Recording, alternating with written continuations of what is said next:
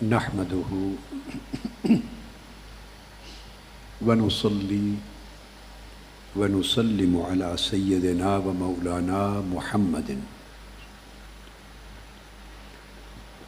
رسوله النبي الأمين المكين الحنين الكريم الرؤوف الرحيم. أما بعد،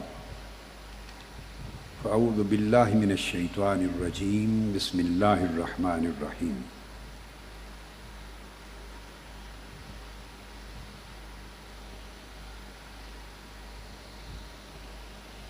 يا أيها الذين آمنوا استعينوا بالصبر والصلاة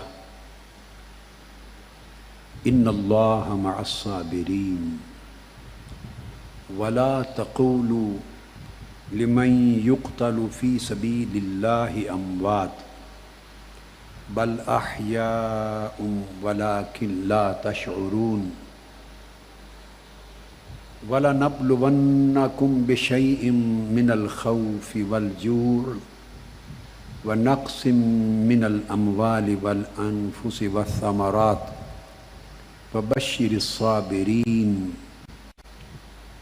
الَّذِينَ إِذَا أَصَابَتْهُمْ مُصِيبَةٌ قَالُوا إِنَّا لِلَّهِ وَإِنَّا إِلَيْهِ رَاجِعُونَ أولئك عليهم صلوات من ربهم ورحمة وأولئك هم المهتدون. صدق الله مولانا العظيم. معزز معتکفین و معتکفات، جملہ سامعین و سامعات،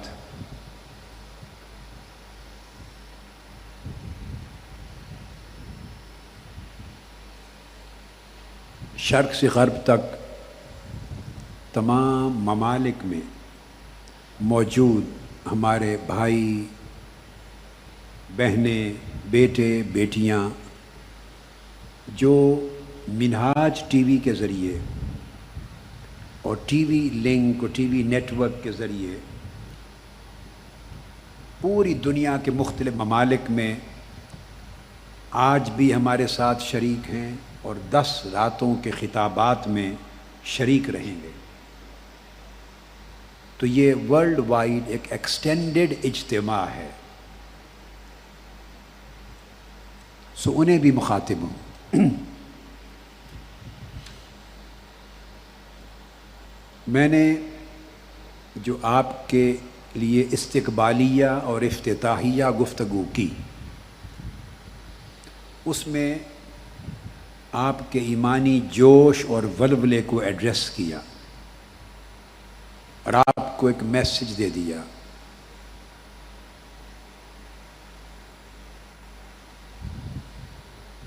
یہ وقتاً فوقتاً گفتگو میں آپ کے اس گوشے کو میں مخاطب ہوتا رہوں گا انشاءاللہ تعالی 10 راتوں میں. لیکن جب میں باقاعدہ گفتگو شروع کر دوں، درس دوں، تو اس وقت آپ جوش سے نکل کر سراپا ہوش بن کر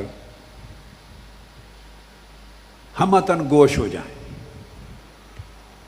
یعنی جوش سے نکل کر سراپا ہوش بنے، ہمتاً گوش بنے، اور پوری یکسوئی سے جو بات کہہ رہا ہوں اس کو سمجھیں، دل و دماغ میں اتاریں اور اپنے تصورات میں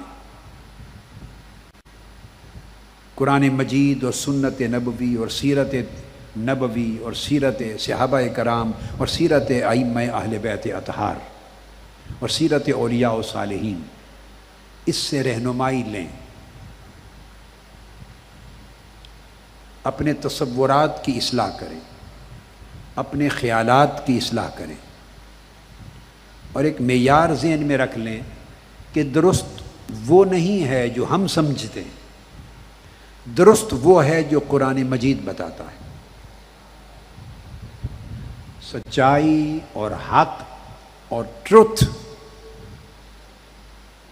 وہ نہیں جو ہمارے خیال میں سچائی ہے اور ٹروتھ ہے، نہ، یہ پیمانہ نہیں ہے. اب آپ کہیں کیوں؟ اس لیے یہ پیمانہ نہیں کہ آپ ہزارہا افراد تو صرف اس اعتکاف گاہ میں بیٹھے ہیں، ایک سمندر ہے۔ اگر بندہ جو سوچتا ہے کہ یہ درست ہے، اگر وہ پیمانہ ہو جائے درست ہونے کا، تو یہاں تو ہزارہا سچ ہو جائیں جو ایک دوسرے سے ٹکرائیں گے۔ اس آدمی کی سوچ میں یہ درست ہے اور یہ غلط ہے، ساتھ والا جب اپنی انداز سے سوچے گا تو یقیناً کچھ اختلاف کرے گا اس کی رائے سے، تو اس کی سمجھ میں یہ آدھا درست ہے اور آدھا غلط ہے جو اس نے سوچا، تو آدھا اس کی سوچ میں فرق آ گیا۔ تیسرے بندے نے سوچا تو وہ ان سے اور مختلف سوچے گا، اس کے ہاں درستگی اور نادرستگی، صحیح اور غلط کوئی اور چیز ہو جائے گی، چوتھے کے ہاں صحیح اور غلط کوئی اور فیصلہ بن جائے گا۔ تو الغرض پھر تو ایک یونیورسل ٹروتھ، یعنی آفاقی اور کائناتی سچائی، ایبسولیوٹ ٹروتھ، حق کے مطلق کامل سچائی جس کے غلط ہونے میں کوئی شک نہ ہو، پھر وہ رہے گی نہیں۔ اگر ہر بندے کی اپنی سوچ پہ ہم چھوڑ دیں تو کبھی کامل سچ پہ آپ پہنچ ہی نہیں سکتے۔ اور یہ نقطہ یاد رکھیں، اس لیے اب میں نے کہا اب جوش سے نکل جائیں، جوش کی وادی سے، اب ہوش کے میدان میں آ کے پورے طور پہ سمجھیں۔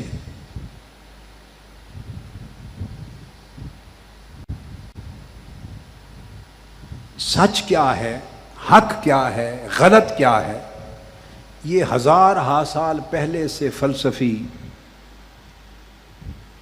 سوچتے چلے آئے اور تعریف کرتے چلے آئے۔ وہ ان کا اپنا فلسفہ تھا، اپنی سوچ تھی۔ ہر دوسرا عاقل، عقل مند، انٹلیکچوئل، فلاسفر پہلے کی کہی ہوئی بات سے اختلاف کرتا، پھر اس کے بعد اگلا فلسفی کچھ اور سوچتا، وہ اس سے اختلاف کرتا۔ کتابیں بھری پڑی ہیں، اس میں سقراط بھی آئے، بقراط بھی آئے، اس میں ارسطو بھی آئے، بڑے بڑے افلاطون بھی آئے، بڑے بڑے حکماء آئے، فلسفی آئے، فلاسفہ آئے، عقلاء آئے، زعماء آئے، علماء آئے، یہود میں بھی، مسیحیوں میں بھی، انبیاء کے پیروکاروں میں بھی، کسی مذہب کو نہ ماننے والوں، کافروں اور مشرکوں میں بھی، اور بالکل سرے سے مذہب پر ایمان نہ رکھنے والوں میں بھی۔ ہر دور میں مختلف اقوام میں، ملتوں میں عقلاء آتے رہے اور بتاتے رہے یہ سچ ہے، یہ ٹروتھ ہے، یہ حقیقت ہے، یہ ریالٹی ہے۔ ہر کوئی اپنا پیمانہ دیتا رہا، ہر بات کے حکماء زمانے کے وہ اس کو اختلاف کرتے رہے۔ بالآخر فیصلہ کیسے ہوا؟ اللہ رب العزت نے فرمایا کہ تمہاری ساری سوچیں محدود ہیں، کیونکہ بندہ خود ایک محدود وجود ہے، اس کا دماغ بھی محدود، اس کی سوچ بھی محدود، اور جس نتیجے پر پہنچتا ہے وہ بھی محدود۔ اور وہ جو کہ محدود چیز کو دیکھتا ہے اور لا محدود پہ اس کی نظر نہیں ہوتی، لہٰذا وہ جو نتیجہ نکالتا ہے، فیصلہ کرتا ہے، وہ بھی محدود ہوتا ہے، اور جو سچائی ہے وہ لامحدود ہوتی ہے۔ اللہ رب العزت نے فرمایا یہ سب تمہاری سوچیں ہیں، اور تمہاری سوچیں اصل سچ تک نہیں پہنچتی۔ اصل سچ وہ ہے جو میں وحی کی صورت میں اپنے پیغمبر پہ اتاروں گا، اپنے نبی پہ اتاروں گا، رسولوں پہ اتاروں گا، انبیاء پہ اتاروں گا۔ اور اللہ پاک نے ہر دور میں وحی بھیجی، اور لوگوں نے اپنی اپنی سوچوں کے جو بت بنا رکھے تھے وہ پاش پاش کیے، اور پھر انہیں ہدایت ملی وحی سے، تا آ کے حضور علیہ الصلوۃ والسلام تشریف لے آئے اور قرآن مجید نازل ہو گیا۔ اور اللہ پاک نے فرمایا یہ الحق المبین ہے، یہ اصل اور روشن حق ہے۔ اور شروع کرتے ہی فرما دیا اعوذ باللہ من الشیطان الرجیم الف لام میم ذالک الکتاب لا ریب فیہ. جو کچھ تم سوچتے تھے اس میں شک کی گنجائش تھی، شک تھے، شکوک تھے، شبہات تھے، غلطی کے امکانات تھے. اب یہ کتاب جو قرآن تم پہ اتارا ہے، یہ قرآن، یہ کتاب جو آئی ہے، یہ سراسر حق ہے، اور اس کے حق ہونے میں کسی شک کی گنجائش ہی نہیں ہے، شک کی گنجائش ہی نہیں ہے. تو جنہوں نے قرآن مجید کے اس دعویٰ کو قبول کر لیا کہ اصل سچ وہ ہے جو قرآن بتاتا ہے، اور قرآن کے حق اور سچ ہونے میں صرف یہ بات نہیں کہ شک نہیں ہے، بلکہ شک کی گنجائش ہی نہیں ہے. جنہوں نے یہ بات مان لی وہ مومن ہو گئے، وہ مومن ہو گئے. جو متردد ہوئے کہ شاید اس میں کچھ سچائی ہے، شاید کچھ ہماری سوچوں میں سچائی ہے، کچھ قرآن کو مانے، کچھ اپنی بات کو، اپنی سوچ کو مانے، جو متردد ہو گئے، ریب میں پڑ گئے، وہ منافق ہو گئے. اور جو منکر ہو گئے کہ قرآن کی بات کو ہم حق مطلق، الٹیمیٹ ٹروتھ، سچائی نہیں مانتے، جو ہماری سوچوں میں آتا ہے اس کو سچ مانتے ہیں، جو قرآن کے سچ ہونے کے منکر ہو گئے وہ کافر ٹھہرے. 3 طبقات بنے دنیا میں، جنہوں نے اپنی سوچوں کو، اپنے دماغوں کو، اپنے فکر کو، اپنے فیصلے کو، اپنے نتائج فکر کو جب قرآن سے ٹکرایا تو سرنڈر کر دیا اور کہا کہ قرآن سچ ہے. جو بات قرآن کہتا ہے بھلا ہماری طبیعتیں اسے قبول کرتی تھی، بولیے، یا نہیں؟ ہماری سوچ وہ تھی یا نہیں؟ ہمارے اندازے وہ تھے یا نہیں؟ مگر جو قرآن نے کہہ دیا وہی حق ہے، وہی سچ ہے. جس نے اپنی ہر سوچ کو قرآن مجید کے بیان کے سامنے سرنڈر کر دیا وہ مومن ہوئے. یعنی اللہ کے نبی کے فرمان کے سامنے سرنڈر کر دیا وہ مومن ہوئے.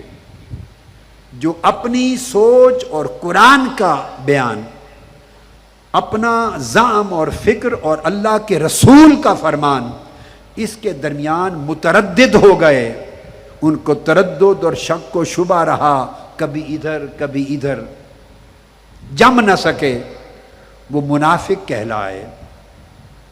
جو قرآن پر منکر ہوئے اور اپنی بات پر جم گئے وہ کافر کہلائے.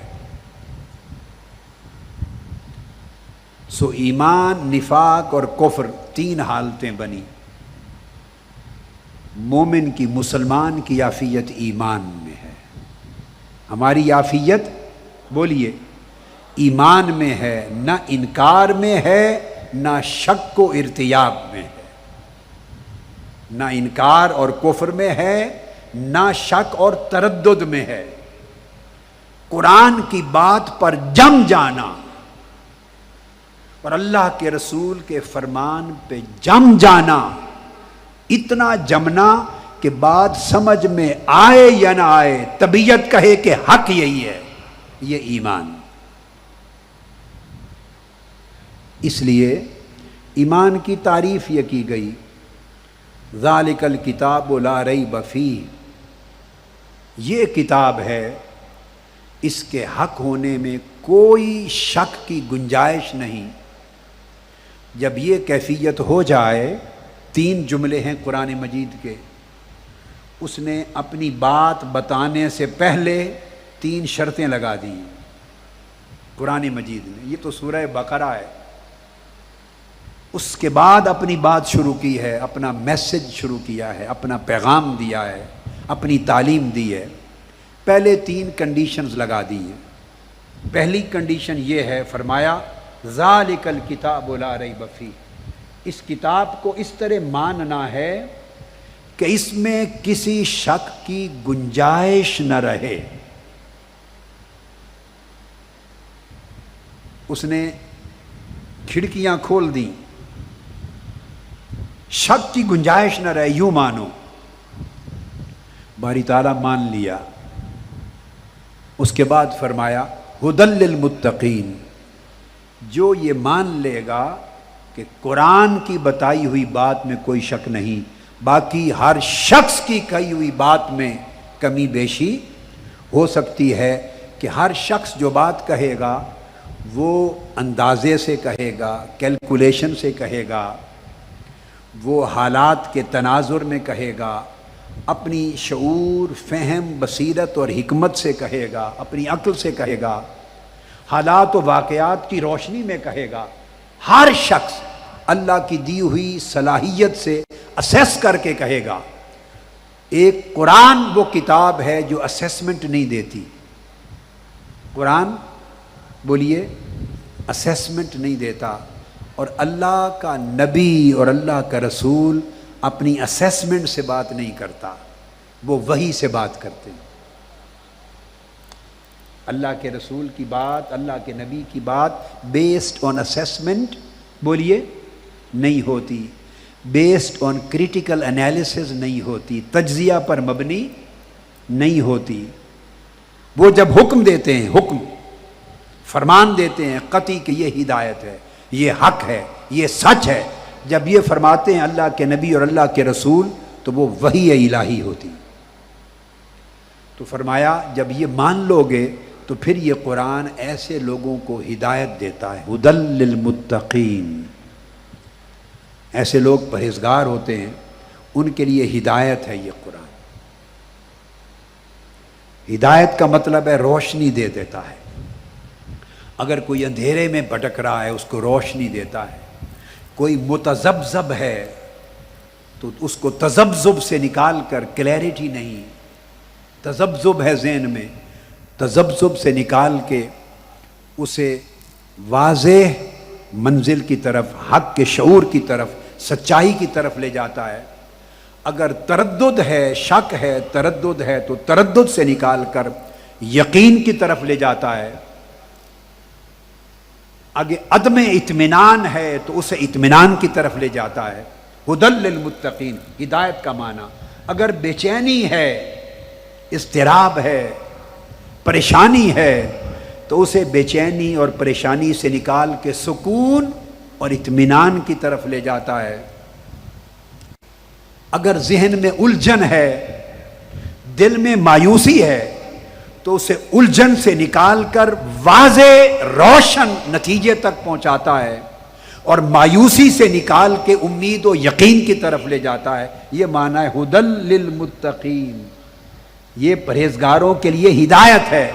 ہدایت کا معنی صرف یہ نہیں کہ نماز پڑھنا بتاتا ہے، روزہ بتاتا ہے، حج اور زکوٰۃ بتاتا ہے، نہیں، بندے کو تذبذب سی کی کیفیت سے نکال کے یقین تک پہنچا دیتا ہے۔ اس کی سمجھ میں بات نہیں آ رہی تھی، یہ کیا ہے، یہ کیا ہوا، یہ کیسے ہوگا، میں کیا کروں، یہ کیا بنا میرے ساتھ۔ انسان زندگی کے ہزارہا مسائل میں پریشان ہوتا ہے، اسے سمجھ نہیں آتی، تو وہ جو کیفیت ہے جس میں وہ سمجھ ہوتی ہے وہ اس کی ذاتی عقل اور دماغ کی تخلیق ہے نا، اور خواہش نفس اور ذاتی سوچ، یہ سب ایک معنی میں ہوا میں آتے ہیں۔ کبھی ہوائے نفس ہے اور کبھی تخلیق عقل ہے، بندے کی اپنی سوچ ہے، اپنی تخلیق ہے، اپنا ذاتی فہم ہے۔ فرمایا وہ اپنے آپ سے بولتا نہیں ہے، ان هو الا وحی یوحی، رسول کو دیکھا کرو، چپ کر کے بیٹھا کرو، جب رسول کے لب ہلے سمجھو اب وحی آ رہی ہے، جب رسول بولے سمجھو خدا بولا ہے، جب رسول بولے تو سمجھو خدا بولا ہے۔ رسول خدا کے بولے بغیر نہیں بولتا، رسول خدا کے بتائے بغیر نہیں بتاتا، رسول خدا کے سمجھائے بغیر امت کو نہیں سمجھاتا۔ رسول جب کلام کرتا ہے وہ اللہ کا بیان ہوتا ہے۔ اس لیے اس میں شک نہیں رہتا۔ تو فرمایا ایسے لوگوں کو قرآن ہدایت دیتا ہے۔ تو اس کا مطلب یہ ہوا کہ اگر تردد رہ گیا، شک و شبہ رہ گیا، تو ہم ہدایت سے محروم ہو گئے، ہم بھٹکتے رہیں گے، اپنی ایفرٹس کرتے رہیں گے، گریں گے سنبھلیں گے، گریں گے سنبھلیں گے، ہم دھکے کھائیں گے، مگر پختہ ہدایت ہمارے ہاتھ میں جس میں شک کی گنجائش نہ ہو نہیں آئے گی۔ وہ صرف قرآن کے بتانے سے اور اللہ کے نبی کے فرمان سے آئے گی۔ دو باتیں ہو گئیں، دو جملے، پھر تیسرا جملہ، یہ ہدایت ہے متقین کے لیے، اور فرمایا متقین کون ہیں؟ الذین یؤمنون بالغیب، جو ہماری کہی ہوئی بات کو بغیر دیکھے مان لیتے ہیں، ہماری کہی ہوئی بات کو بغیر دیکھے مان لیتے ہیں۔ اور بالغیب کا مطلب بغیر دیکھے بھی، بغیر سوچے بھی، بغیر سمجھے بھی، سمجھ میں نہ آئے تب بھی مان لیتے ہیں، دیکھنے میں نہ آئے تب بھی مان لیتے ہیں۔ تو جو لوگ سوچ سمجھ میں نہ آئے تب بھی مان لیتے ہیں، اس لیے کہ قرآن نے کہا ہے، رسول پاک صلی اللہ علیہ وسلم کا فرمان یہ ہے، جب یہ بات سامنے آ جائے تو وہ اس کو مان لیتے ہیں۔ ایسوں کو متقین کہا۔ تین شرطیں عائد کر کے اس کے بعد قرآن مجید نے اپنی تعلیمات کا مضمون شروع کیا ہے، الذین یقیمون الصلاۃ۔ فرمایا یہ وہ لوگ ہیں جو نماز قائم کرتے۔ نماز کی بات اب کی ہے، اس سے پہلے تین باتیں سمجھائیں۔ فرمایا اگر پہلی تین باتیں پیدا نہ ہوں تو نماز تمہیں کیا فائدہ دے؟ نماز تمہیں، اب میں آگے چونکہ قرآن مجید سے چلوں گا اور بعد میں ساتھ ہی آنا ہے مولا علی المرتضیٰ کی شہادت اور ان کے احوال پر، تو یہاں اسی بات کی تائید میں سیدنا مولا علی المرتضیٰ کرم اللہ وجہ الکریم، ان کا ایک فرمان بیان کر دیتا ہوں۔ بیٹی وہ فائل تھی منشا، ایک فائل رکھی تھی میں نے اپنے ٹیبل پہ نیچے، اس میں سیدنا مولا علی شیر خدا کے اور کچھ فرمودات تھے، ایک ٹائپ شدہ، یا وہ رہ گئی میرے اعتکاف میں کمرے میں۔ تو میں سیدنا مولا علی المرتضیٰ کا ایک فرمان یہاں سناتا ہوں۔ شک اور یقین میں فرق۔ قرآن مجید میں تعلیم سے پہلے یقین قائم کروایا ہے۔ قرآن مجید نے کہا سیدھا سیدھا سودا کر لو، اگر تو یقین قائم کرتے ہو تو میں تعلیم دیتا ہوں۔ قرآن نے کہا الف لام میم ذالک الکتاب لا ریب فیہ، شک کی جڑ اگر کاٹتے ہو، شک کی جڑ سے کاٹ دو شک کو، یقین جما لو، اور یہ جان لو کہ ہدایت اس قرآن سے ہے، اور یہ جان لو کہ قرآن ہدایت ان کو دیتا ہے جو سمجھ میں نہ آئے، دکھائی نہ دے، تب بھی یقین کرتے اور مانتے ہیں۔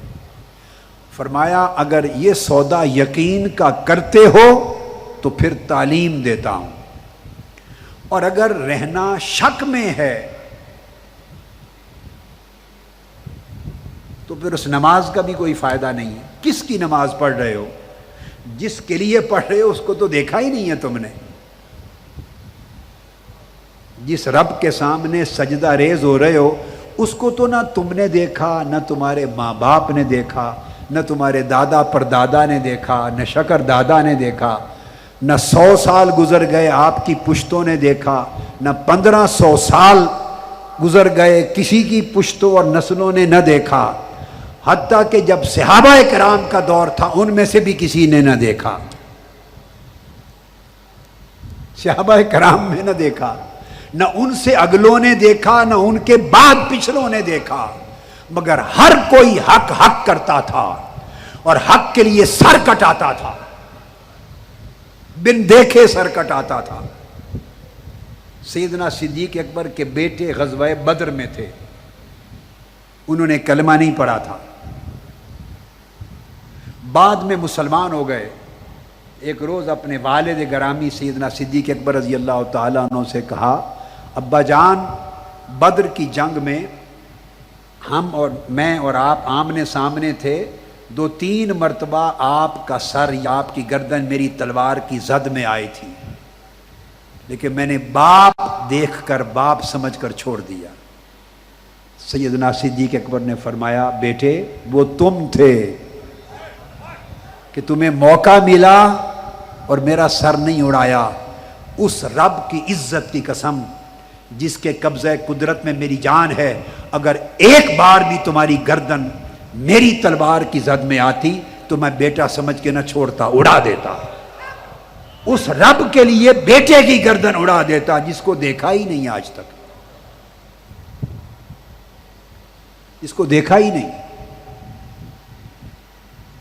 جس کے گھر ابو جہل، ابو لہب، ابو سفیان، کل مکہ کے کفار و مشرک گئے تھے علی الصبح، سیدنا صدیق اکبر رضی اللہ تعالیٰ عنہ کا دروازہ کھٹکھٹایا تھا اور کہا، سوچا کہ آج ابو بکر پھنس گئے،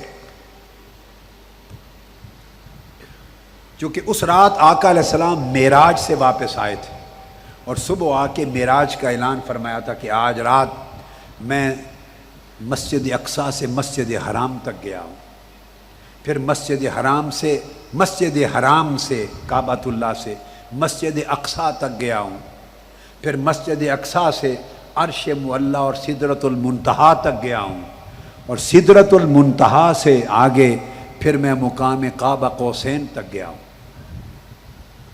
اب کفار و مشرکین کو تو نہ بات سدرۃ المنتہا کی سمجھ آئی تھی، وہ کیا جانے سدرۃ المنتہا کیا ہے، اور نہ انہیں قاب قوسین کی سمجھ آئی تھی۔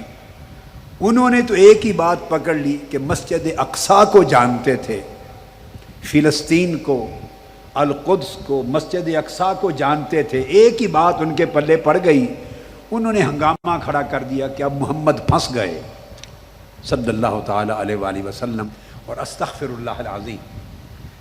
یہ وہ ابو بکر صدیق جنہوں نے کہا بیٹے اگر تمہاری گردن میری تلوار کی زد میں آتی اس رب کی خاطر اڑا دیتا جس کو دیکھا بھی نہیں۔ تو انہوں نے آ کے دروازہ کھٹکھٹایا، سیدنا ابو بکر صدیق باہر نکلے، پوچھا کیا ہنگامہ ہے علی الصبح؟ انہوں نے کہا تمہارے صاحب نے، رسول نے صلی اللہ علیہ وسلم، جن پر ایمان لاتے ہو، انہوں نے آج ایک ایسی بات کی ہے اور کہا ہے کہ میں رات کے تھوڑے سے حصے میں مکہ سے مسجد حرام سے چل کے مسجد اقصیٰ پر گیا ہوں، اور مسجد اقصیٰ سے ہو کے تھوڑے سے لمحے میں اسی رات واپس بھی آ گیا ہوں، اور آ کے پھر بستر پہ سو گیا اور اٹھ کے فجر کی نماز پڑھی اور تہجد پڑھی۔ یہ بات کی ہے۔ اب بتاؤ کیا عقل مانتی ہے اس بات کو؟ کیا تم تسلیم کرتے ہو؟ یہ ابو جہل نے اور کفار و مشرکین نے، قریش نے سیدنا ابو بکر صدیق سے سوال کیا، میں یؤمنون بالغیب، جو بن دیکھے مانتے ہیں، شک کی جڑ کو کاٹتے ہیں اور سمجھ میں نہ آئے تب بھی یقین رکھتے ہیں، میں اس کی تفسیر کر رہا ہوں۔ سیدنا صدیق اکبر رضی اللہ تعالیٰ عنہ ہنس پڑے، بولیے کیا؟ ہنس پڑے۔ انہوں نے پوچھا آپ جواب دیں، کیا یہ بات عقل مانتی ہے، ماننے والی؟ تم ہنس رہے ہو؟ آپ مسکرائے، فرمایا ہنس اس لیے رہا ہوں کہ تم تو چھوٹی بات لائے ہو، کہ کہتے ہو کہ کیا عقل مانتی ہے کہ ایک ہی رات کے چند لمحوں میں کوئی مکہ سے چل کے مسجد اقصیٰ جائے اور ہو کے واپس آ جائے؟ تم اس پر تعجب کرتے ہو، تو میں تو اس رسول کی زبان سے بن دیکھے اور بغیر عقل کے قبول کیے میں تو اس سے بڑی بات مان چکا ہوں۔ وہ صبح و شام کہتے ہیں کہ رب نے میرے پاس وحی بھیجی ہے، میں نے آج تک نہ وحی لانے والے کو دیکھا ہے نہ وحی بھیجنے والے کو دیکھا ہے، میں بن دیکھے وحی لانے والے کو مان گیا ہوں، وحی بھیجنے والے رب کو مان گیا ہوں۔ مسجد اقصیٰ تو 4 قدم پہ کھڑی ہے، میں تو اس کے خدا کو مان گیا ہوں جس سے ملاقات کر کے آیا ہے، تم چھوٹی باتوں کا سوال کرتے ہو۔ وہ واپس مڑ گئے اور آپس میں کہنے لگے اس صدیق کے یقین کو کوئی متزلزل نہیں کر سکتا۔ ابو بکر کے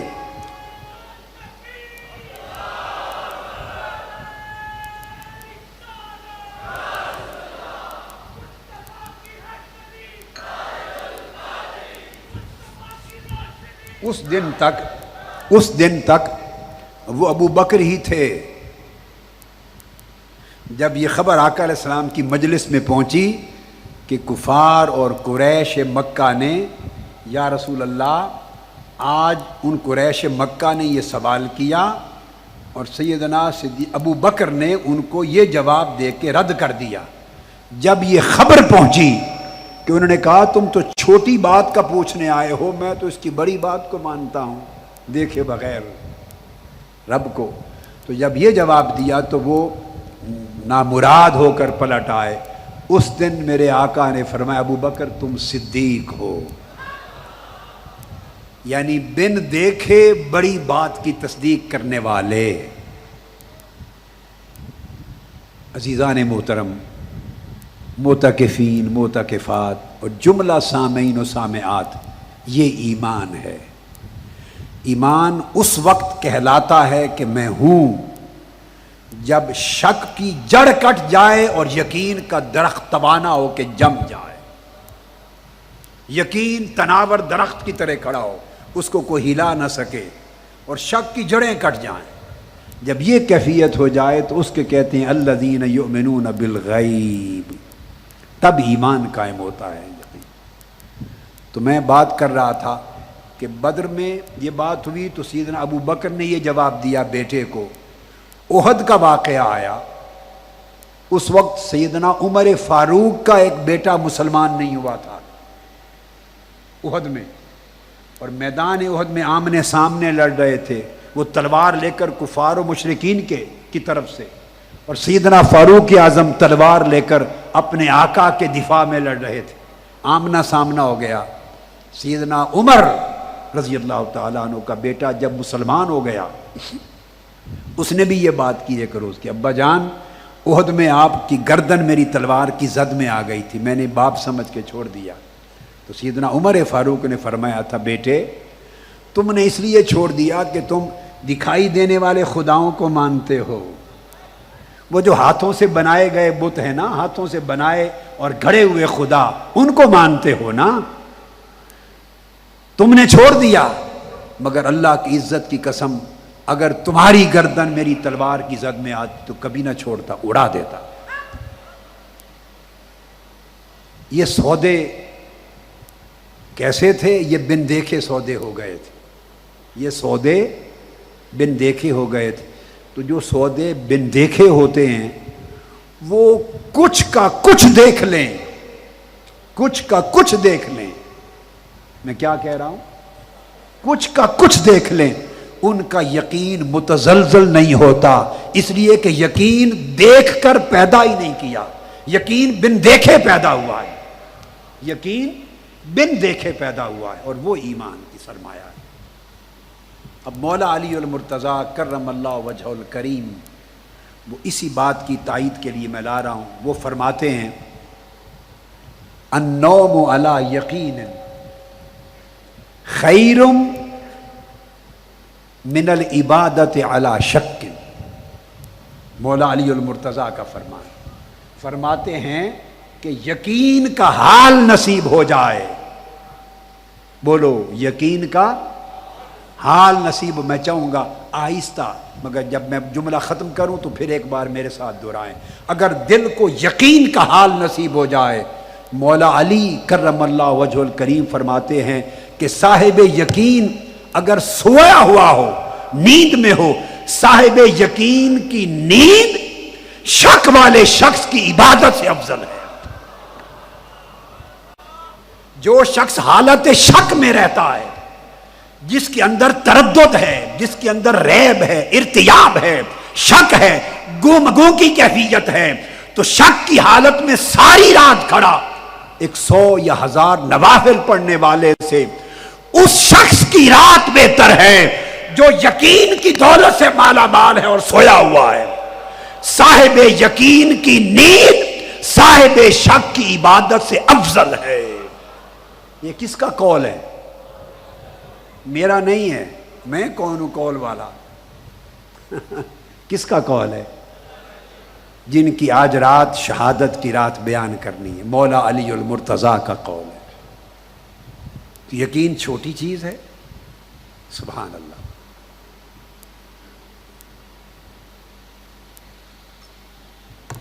بسم اللہ الرحمن.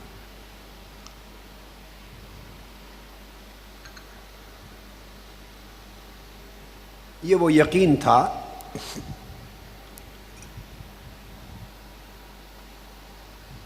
جو اللہ رب العزت نے یہ دولت یقین کی اپنی وحی کے ذریعے انبیاء کے دلوں پہ اتاری، اور حضور علیہ الصلوۃ والسلام کے قلب اطہر نے اس یقین کی خیرات کو اپنے صحابہ اور اہل بیت اور اپنی امت کو، ایمان والوں کو بانٹا. امت جب تک اس یقین پہ رہی اور رہے گی، آپ جب تک اس یقین پہ رہیں گے، دنیا کی کوئی طاقت آپ کا بال بیکا نہیں کر سکتی. شک والے یقین والوں کا بال بھی بگاڑ نہیں سکتے. بولیے، شک والے یقین والوں کا ایک بال بھی بگاڑ نہیں سکتے. اب میں اس مضمون کو آگے مولا علی المرتضیٰ کے حوالے کی طرف لے جاتے ہوئے جو آیات کریمہ پڑھی یہ سورہ بقرہ کی ہیں. اب یہ میسج قرآن مجید کا سمجھا رہا ہوں، بڑی توجہ سے سنیں اور سمجھیں. آپ نے کئی بار یہ آیات سنی، پڑھی، میں نے بیان کی، ان کا درس دیا. ارشاد فرمایا یا ایھا الذین آمنوا. یہ بات بڑی توجہ طلب ہے. مجھے معلوم نہیں ہے جس انداز سے یہ بات قرآن مجید کا پیغام کا جو گوشہ آج رکھ رہا ہوں، پہلے بہت زمانہ قبل یہ کئی خطابات میں بیان کیا ہوگا. آپ نے، مجھے معلوم نہیں کہ سنا یا نہیں سنا، کیسٹس میں، ڈی وی ڈیز میں. آج توجہ سے سنیں. اللہ پاک یہاں پر خطاب کر رہے ہیں ایمان والوں کو، غیر مومنوں کو خطاب ہی نہیں ہے. یہ جو آیت نمبر 153 ہے سورہ بقرہ کی، اس کا خطاب اہل ایمان سے ہے. جو ایمان سے معروم ہیں انہیں خطاب. قرآن مجید کبھی بات کرتا ہے یا ایھا الناس کہہ کر، اے لوگو. کبھی کوئی بات کرتا ہے یا ایھا الذین آمنوا، اے ایمان والو. دونوں باتوں میں فرق ہوتا ہے. ایمان والے جب وہ کہتا ہے اے ایمان والو، اس کا مطلب ہوتا ہے، بڑی توجہ سے یہ جملہ سنیں، اس کا مطلب ہوتا ہے، ایسے کہتا ہے اے میرے ماننے والو، یہ بات تمہارے لیے ہے. اللہ پاک فرماتا اے مجھے ماننے والو، یہ بات تمہارے لیے ہے.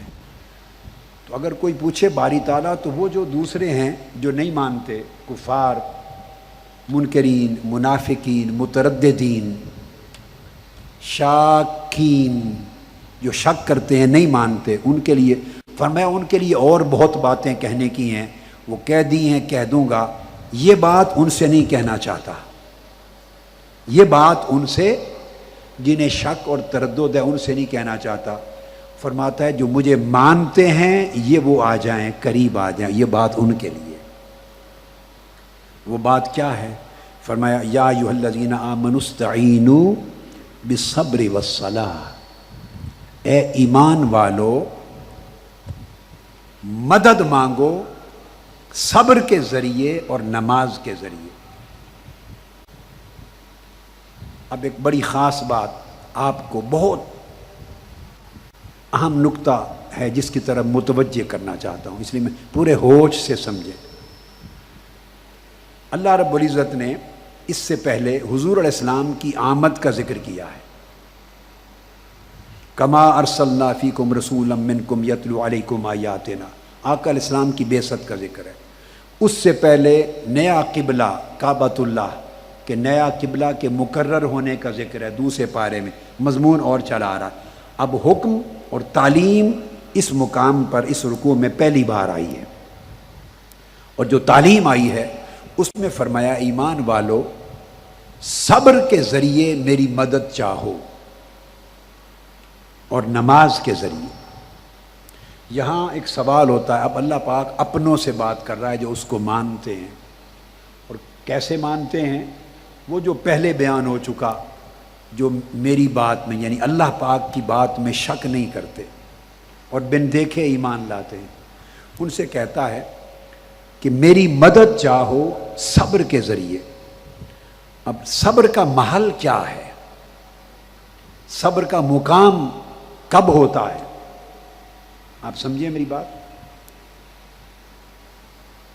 بالعموم اگر خوشی ہو، خوشحالی ہو، فراخی ہو، نعمت ہو، راحت ہو تو اس پر شکر ہوتا ہے۔ آپ سمجھیں؟ یوں نہیں فرمایا کہ شکر کے ذریعے مجھ سے مدد چاہو اے ایمان والو۔ اگر فرماتا کہ اے ایمان والو شکر کے ذریعے مجھ سے مدد چاہو، اگر یہ فرمان آتا تو بات یوں سمجھ میں آتی کہ وہ یہ سمجھا رہا ہے اللہ پاک کہ ایمان والوں کو راحتیں بہت ملیں گی، نعمتیں بہت ملیں گی، مال کی فراخی بہت ملے گی، بہت سکون ملے گا، راحت و نعمت دنیا کی بڑی چیزیں ملیں گی، تو ایسی صورت میں تم میرا شکر ادا کرو، میرے شکر سے تمہاری مدد اور ہوگی۔ ایمان والوں کو یوں کہتا۔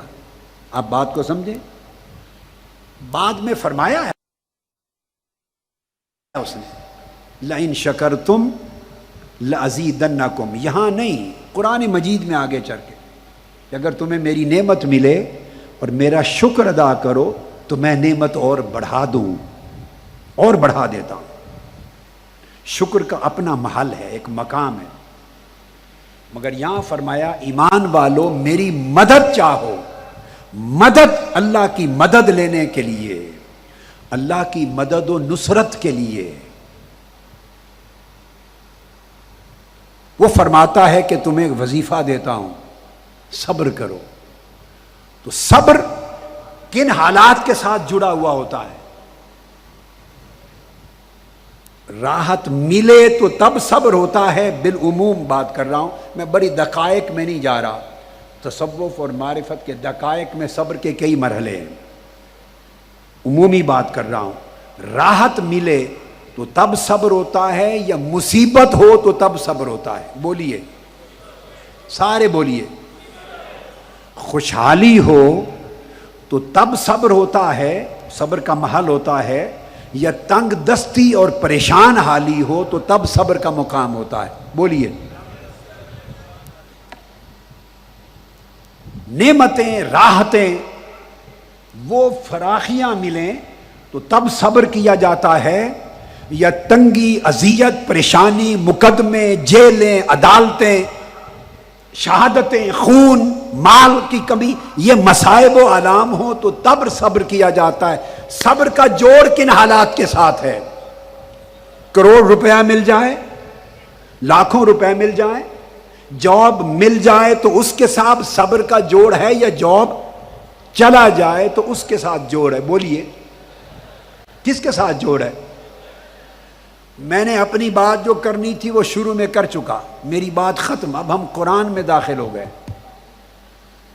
وہ میں نے اصول سمجھانا تھا کہ ہدایت تب ملے گی ہمیں اگر شک کی جڑ کاٹ کر یقین کے ساتھ قرآن کی بات کو مانیں گے۔ اس یقین کو اعتکاف میں پیدا کرنا ہے کہ وہ ایمان کا اصل سرمایہ ہے۔ خواہ کسی کے بزنس میں پریشانی ہے، کسی کے جاب میں پریشانی ہے، کس کو گھر کے حالات میں پریشانی ہے، کس کو تحریکی اور تنظیمی زندگی میں پریشانی ہے، کس کو جد و جہد میں پریشانی ہے، کس کو رشتہ داروں کی طرف سے تنگی پریشانی ہے، کسی اولاد نہیں ملی تب پریشانی ہے، انفرادی پریشانی ہے، خاندانی پریشانی ہے، ماحولیاتی پریشانی ہے، تحریکی پریشانی ہے، تنظیمی پریشانی ہے، جد و جہد کی پریشانی ہے، مستقبل کے لائحہ عمل میں کوئی پریشانی ہے، ماضی کے حالات میں پریشانی ہے، صحت اور بیماری کی پریشانی ہے، تنگ دستی اور کاروبار کی پریشانی ہے، کسی قسم کی پریشانی۔ سوال یہ ہے کہ صبر کا موقع اور محل کیا ہے؟ خوشحالی یا پریشان حالی؟ کوئی مقدمہ نہ ہو آپ پر دشمن کی طرف سے، ظالم کی طرف سے، تو تب صبر کی ضرورت پڑتی ہے، یا مقدموں میں گھرے ہوئے ہو تو تب صبر کی ضرورت پڑتی ہے؟ بولیے۔ ہر چوتھے دن پیشی ہو تو تب صبر کی ضرورت زیادہ ہوتی ہے، یا کبھی عمر بھر پیشی ہو ہی نہیں تو تب صبر زیادہ ضرورت پڑ جاتی ہے؟ بولیے۔ شہادتیں ہوں تو تب صبر ہوتا ہے، یا آپ دوسرے پر چڑھ کے غلبہ کر چکے ہو تو تب صبر ہوتا ہے؟ اذیت ہو، تکلیفیں ہوں، دکھ ہوں، مصائب ہوں، مشکلات ہوں، آلام ہوں، تب صبر ہوتا ہے لازمی؟ یا خوشیاں ہوں، فراخیاں ہوں، جابز ہوں، وسائل ہوں، ارزاق ہوں، فراخی رزق ہو، کاروبار ہو، طاقت ہو، غلبہ ہو، سارا کچھ ہو دنیا کا، تب صبر ہوتا ہے؟ صبر کا محل کیا ہے بھائی؟ دوسرے حالات ہوں تو وہ شکر کا محل ہے، بولیے۔ اچھے حالات ہوں تو کیا؟ وہ شکر کا محل ہے۔ پریشانی آ جائے زندگی میں اور وہ بھی حق کے لیے، حق کے لیے پریشانی آ جائے تو پریشانی صبر کا محل ہے، صبر کی جگہ ہے۔ اب جو نقطہ جدھر آپ کو متوجہ کرنا چاہتا ہوں، کیا وجہ ہے کہ اللہ رب العزت نے خطاب کیا اے اہل ایمان، اے ایمان والو؟ جب ایمان والوں سے خطاب کیا، اللہ تعالیٰ ان کی مدد کرنا چاہتا ہے، کیوں؟ کہ وہ ایمان والے ہیں۔ اللہ ان کی مدد و نصرت کرنا چاہتا ہے، اللہ تعالیٰ انہیں فتح دینا چاہتا ہے، اللہ تعالیٰ انہیں غالب کرنا چاہتا ہے، اللہ تعالیٰ انہیں نوازنا چاہتا ہے، عنایت کرنا چاہتا ہے، چونکہ ایمان والے ہیں، اللہ کے اپنے ہیں۔ اب انہیں ایک راز سکھا رہا ہے اور فرما یہ رہا ہے، یہ نہیں کہتا کہ شکر کرو تو میری مدد آئے گی۔ نماز کا بھی ذکر بعد میں کیا ہے، نماز نفل پڑھو میری مدد آئے گی، نہیں، یہ ذکر بھی بعد میں ہے۔ روزے رکھو میری مدد آئے گی، یہ ذکر بھی بعد میں آئے گا۔ حج کرو میری مدد آئے گی، یہ بعد میں آئے گا۔ زکوٰۃ صدقہ خیرات کرو میری مدد آئے گی، یہ بھی بعد میں آئے گا۔ یہ نیکی کرو، یہ عمل کرو، تسبیح کرو، استغفار کرو، اللہ اللہ کرو، درود پاک پڑھو، استغفار کرو، میری مدد آئے گی، نہیں، یہ سب چیزیں آئیں گی بعد میں۔ مگر یہاں پہلا خطاب اس مقام پر، پہلا خطاب اہل ایمان سے اس مقام پر، اور بات شروع ہی یہاں سے کرتا ہے، ایمان والو صبر کرو، اور صبر کے ذریعے میری مدد طلب کرو، میں تمہاری مدد کروں گا۔ باری تعالیٰ تو ہمیں صبر کی تلقین کیوں فرما رہا ہے؟ ایمان والا ہونا اور صبر کرنا، ان دونوں میں جوڑ کیا ہے؟ ایمان والا ہونا اور ساتھ صبر کرتے رہنا، ان میں کوئی جوڑ ہے؟ اس نے فرمایا یہی تو جوڑ ہے۔ جب ایمان آئے گا وہاں مشکلات آئیں گی، ایمان جتنا قوی ہوگا مشکل اتنی سخت ہوگی۔ مجھ پر ایمان، یہ اللہ پاک فرماتے ہیں یہی جڑا ساڑے نال یاری لائے گا، اسے نہیں تو آزماواں گے، غیر نو کوئی آزماندہ نہیں۔ آزمایا دوستوں کو جاتا ہے، آزمایا محبت کرنے والوں کو جاتا ہے، آزمایا وفاداروں کو جاتا ہے، بے وفاؤں کو کوئی آزمایا نہیں کرتا، وہ پہلے معلوم ہے کہ بے وفا ہیں۔ غداروں کو رب نہیں آزماتا، کافروں کو نہیں آزماتا، وہ تو پہلے منکر ہیں۔ جب کوئی دعویٰ کرتا ہے کہ مولا لیلا محلے کے ہر کسی مرد کو آزماتی نہیں تھی، صرف مجنو کو آزماتی تھی، کہ مجنو ہونے کا دعویٰ وہ کرتا تھا، جس نے عشق کا دعویٰ ہی نہیں کیا اسے آزمانا کیوں؟ اسے آزمانا کیوں؟ آزمایا اپنوں کو جاتا ہے، محبت کرنے والوں کو جاتا ہے، ایمان رکھنے والوں کو جاتا ہے، اللہ سے جڑ جانے والوں کو آزمایا جاتا ہے۔ جو اس کے اپنے ہو جاتے ہیں وہ ان کو آزماتا ہے۔ حضرت ابراہیم علیہ السلام اللہ کے اپنے تھے یا غیر تھے؟ بولیے۔ تو نمرود غیر تھا یا اپنا تھا؟ بولیے۔ تو آگ میں کس کو ڈالا، غیر کو یا اپنے کو؟ آگ میں کس کو ڈالا، دشمن کو یا دوست کو؟ بولیے نا، دوست کو ڈالا یا دشمن کو ڈالا؟ اگر مومن ہو کر مشکلات کی آگ میں جل رہا ہے تو اللہ کی عزت کی قسم سجدہ شکر ادا کرو کہ میرے مولا تو نے میری محبت کو قبول کر لیا ہے.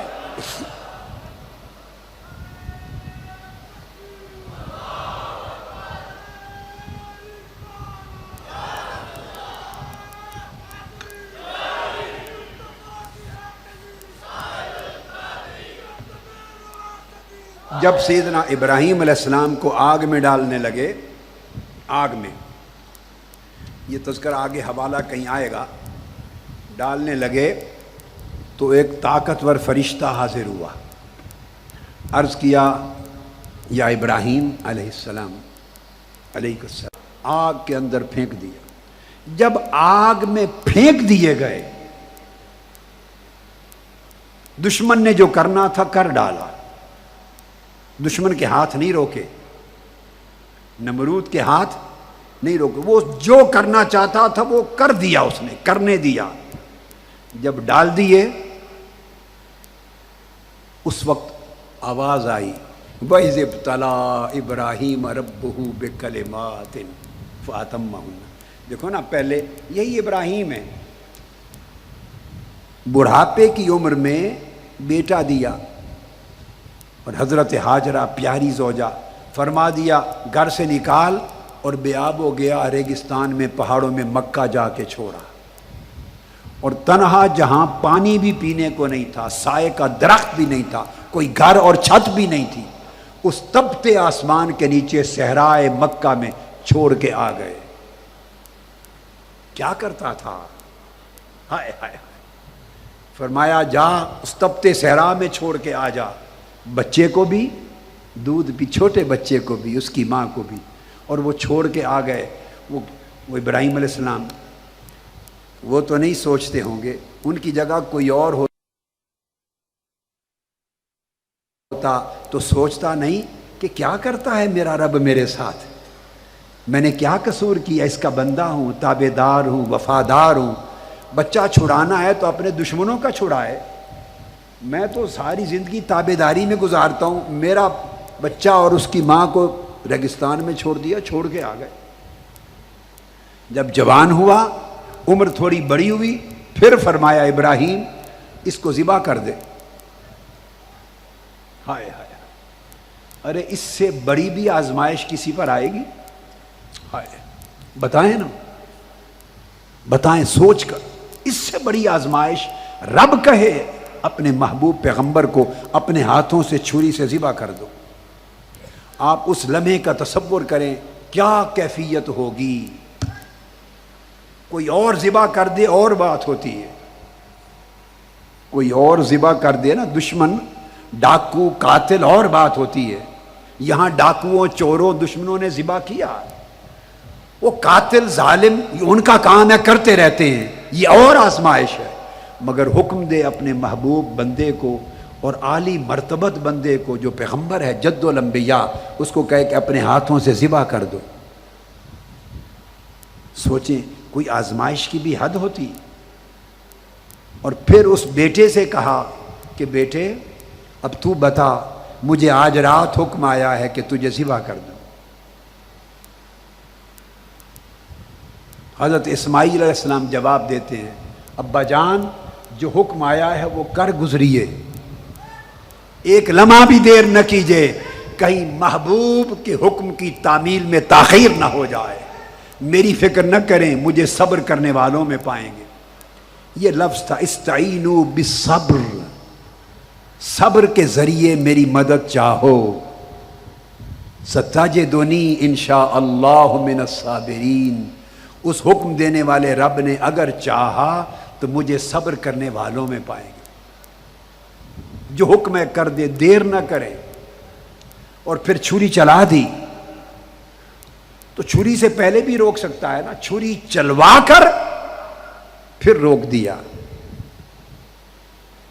اور پھر اس کے بعد اپنی ذات آ گئی. پہلے بیوی اور بچے سے آزمایا، پھر بچے کو ذبح کروا کے آزمایا. جب ابراہیم یاری میں دونوں باتوں میں پورے اترے تو کہا اب اس کے اوپر آزمائش کرتے ہیں.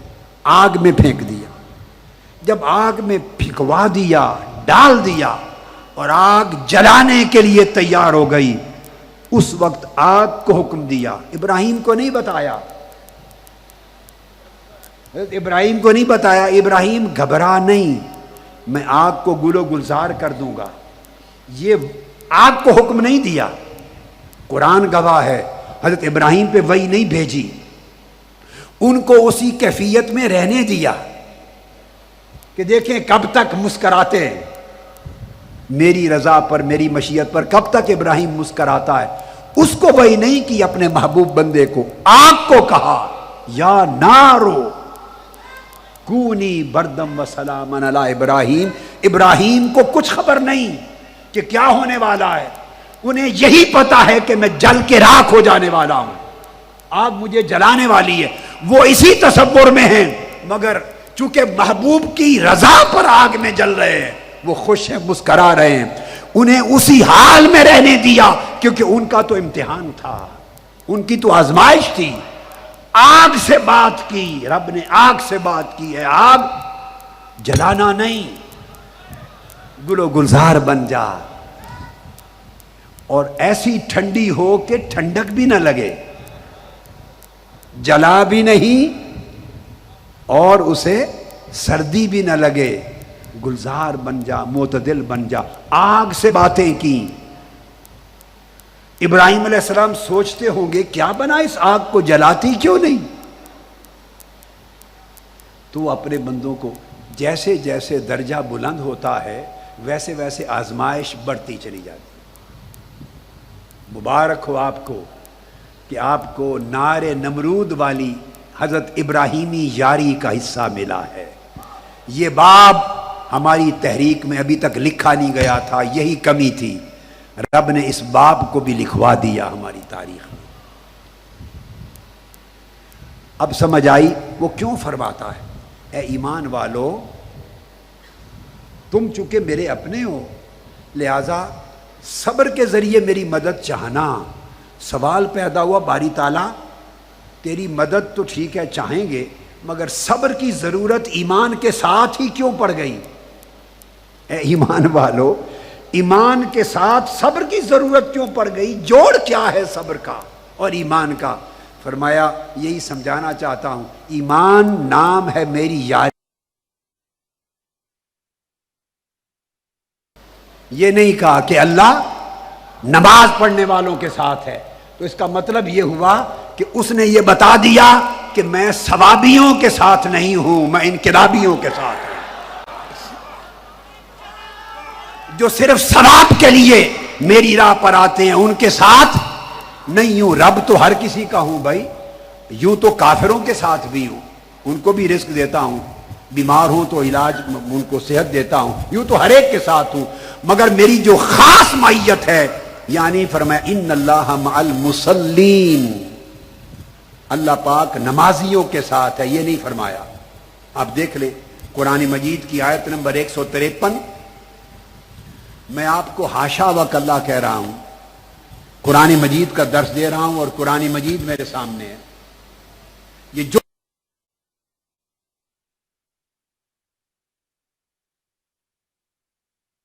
کچھ بیان کر رہا ہوں یہ قرآن مجید کھول کر اس آیت پڑھنے سے پہلے تک میرے ذہن میں نہیں تھا، جو کچھ بیان کیا ہے یہ میں نے چٹ لگائی، بیان کرنا تھا، آیت پڑھی، اس وقت تک میرے ذہن میں نہیں تھا۔ یہ جس کا پیغام ہے وہی ڈالنے والا ہے، میں نے آپ کو حلفاً کہہ دیا، مجھے ضرورت نہیں ہے کہ میں حلفاً کہتا، مگر میں قرآن مجید کے سامنے بات کر رہا ہوں۔ یہ جو کچھ بیان کیا ابھی تک، جو نقطہ یہ بھی جو کہہ رہا ہوں کہ یہ نہیں کہا کہ نمازیوں کے ساتھ ہوتا ہے اللہ، نہیں، صابروں کے ساتھ، میرے ذہن میں نہیں تھا، میں کوئی شاباش نہیں لینا چاہتا کہ میں نے ان چیزوں کو سوچا، نہیں، میری سوچ میں ہی نہیں تھی، پھر کہاں سے آ گئی؟ اس لمحے اس آیت کے پڑھنے تک میری سوچ میں نہیں تھی، اسی سوچ کی تو جڑ کاٹ رہے ہیں۔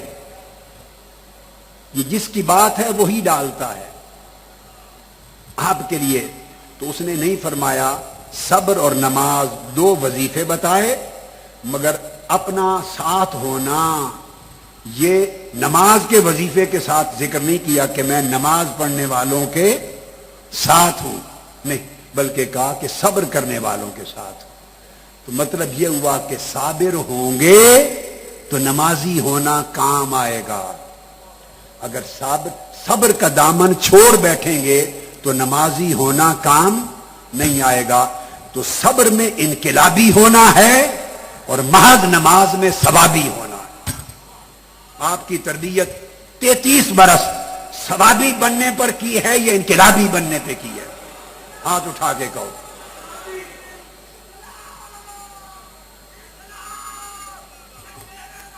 اور یہ کہہ کر اب آگے سنیں، بڑی عجیب بات ہے، اگلی آیت 154، فرمایا اے ایمان والو، ایمان والوں کو مخاطب کر کے غیروں کو نکال دیا، آپ ذرا باہر جائیں۔ یہ خاص باتیں میں نے اپنوں سے کر لی ہیں جو مجھے مانتے ہیں دن دیکھے، جو شک میں رہتے ہیں وہ تھوڑی دیر کے لیے باہر جائیں، آپ کو پھر جب تمہاری بات ہوگی یا ایھا الناس کہہ کے بلا لوں گا، یا ایھا الناس اے لوگوں کہہ کے بلا لوں گا، جب اے لوگوں کہوں تو تم بھی آ جانا۔ ابھی چلے جاؤ، ابھی اپنوں سے بات کرنا چاہتا ہوں، اپنوں سے، یا ایھا الذین آمنوا،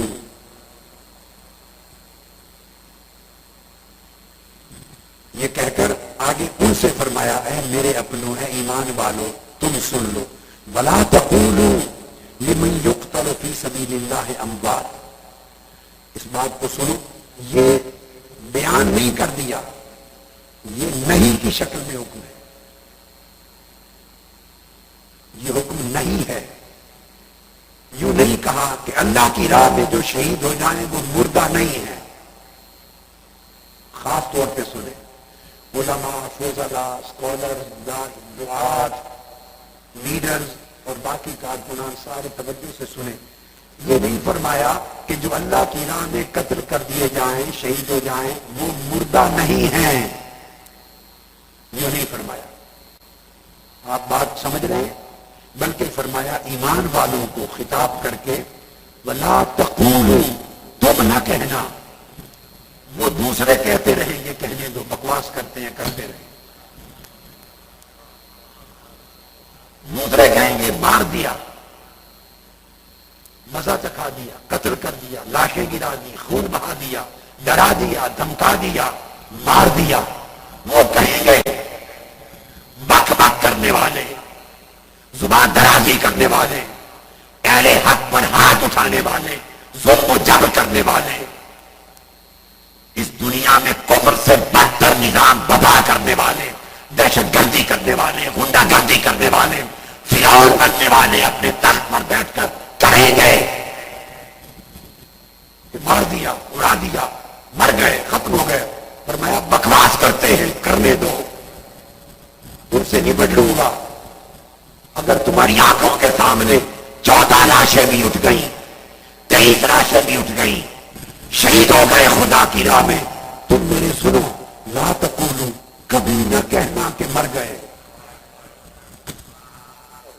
انہیں کو کہنے دے جو کہتے ہیں یہ مر گئے، وہ خود مر گئے ہیں اور ان کو مرنا ہے، وہ مرے ہوئے ہیں، اور میں بتانا چاہتا ہوں کہ تم مر کے رہو گے، تمہارا خاتمہ ہوگا۔ اللہ کی راہ میں شہید ہونے والے، حق کے لیے قربانیاں دینے والے، نہ مرے ہیں، نہ کٹے ہیں، نہ جھکے ہیں، نہ مریں گے، دنیا کی کوئی طاقت انہیں مار نہیں سکتی۔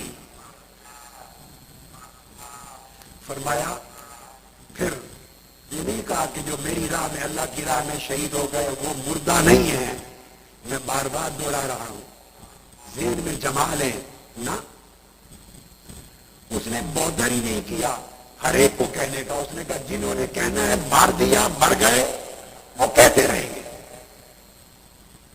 وہ کہتے رہیں گے۔ فرمایا تم جو ایمان والے میرے ہو، تم نہ کہنا، لا تقولوا، لوگ اللہ کی راہ میں شہید ہو گئے ان کو نہ کہنا کہ مر گئے۔ اب فرمایا بل احیاء وَلَٰكِن لَا تَشْعُرُونَ، وہ زندہ ہیں اور تمہیں ان کے زندہ ہونے کا شعور نہیں ہے۔ تو دیکھا دوسری بات بھی اہل ایمان سے خطاب کیا، وَلَا تَقُولُوا، ایسا نہیں کہنا، اور فرمایا یہ بات تمہیں کہہ رہا ہوں، ان کو نہیں کہہ رہا۔ یا ایھا الناس، کافروں کو نہیں کہا، مشرکوں کو نہیں کہا، اہل مکہ کو نہیں کہا، بدر میں جو آ کے مسلمانوں کو شہید کر ان کو نہیں کہا، احد میں شہید کر گئے ان کو نہیں کہا، جو شہید جن کے ہوئے ان سے کہا تم میرے ہو، یہ گر کی بات تمہیں بتاتا ہوں، تمہیں کیا خبر جو تمہاری آنکھوں کے سامنے شہید ہوئے اور تم ان کی لاشیں اٹھا کے لائے اور دفنا رہے ہو، تمہیں کہتا ہوں خبردار انہیں کبھی مردہ نہ کہنا۔ احد میں 70 شہید ہوئے، کیا غزوہ احد میں بولیے 70 شہید ہوئے، ٹھیک ہے۔ اب میں نے اس کی امپلیمنٹیشن بتا رہا ہوں۔ اللہ نے فرمایا نا، یہ میرے پیارو، میرے اپنے لوگوں، یہ جو شہید ہوئے ان کو مردہ نہ کہنا۔ احد آ گیا، احد میں 70 شہید ہو گئے، 700 صحابہ تھے، سب دیکھتے رہ گئے۔ صحیح بخاری اور مسلم کی جو متفق علیہ حدیث صحیح ہے، صحیح روایت کے مطابق بیان کر رہا، صحیح جو روایت ہے بخاری مسلم کی، سارے منتظر تھے کہ جو فوت ہوتا ہے مرتا ہے تو اس کا آقا علیہ السلام جنازہ پڑھاتے تھے یا نہیں؟ بولیے، اور حکم یہی ہے یا نہیں؟ بولیے، جو فوت ہو اس کا جو مردہ جنازہ پڑھاتے ہیں کہ نہیں؟ سب منتظر تھے کہ ابھی جنازہ ہوتا ہے، 70 شہید پڑے ہیں۔ بخاری مسلم کی جو متفق علیہ حدیث، فرمایا ان سب کو دفنا دو۔ 70 شہیدوں میں سے، شہداء احد میں سے، ایک کا جنازہ کی نماز نہیں پڑھی، ایک جنازہ میرے آقا نے نہیں پڑھا۔ کیوں نہیں پڑھا؟ فرمایا جنازہ تو مردوں کا پڑھا جاتا ہے، یہ تو زندہ ہیں۔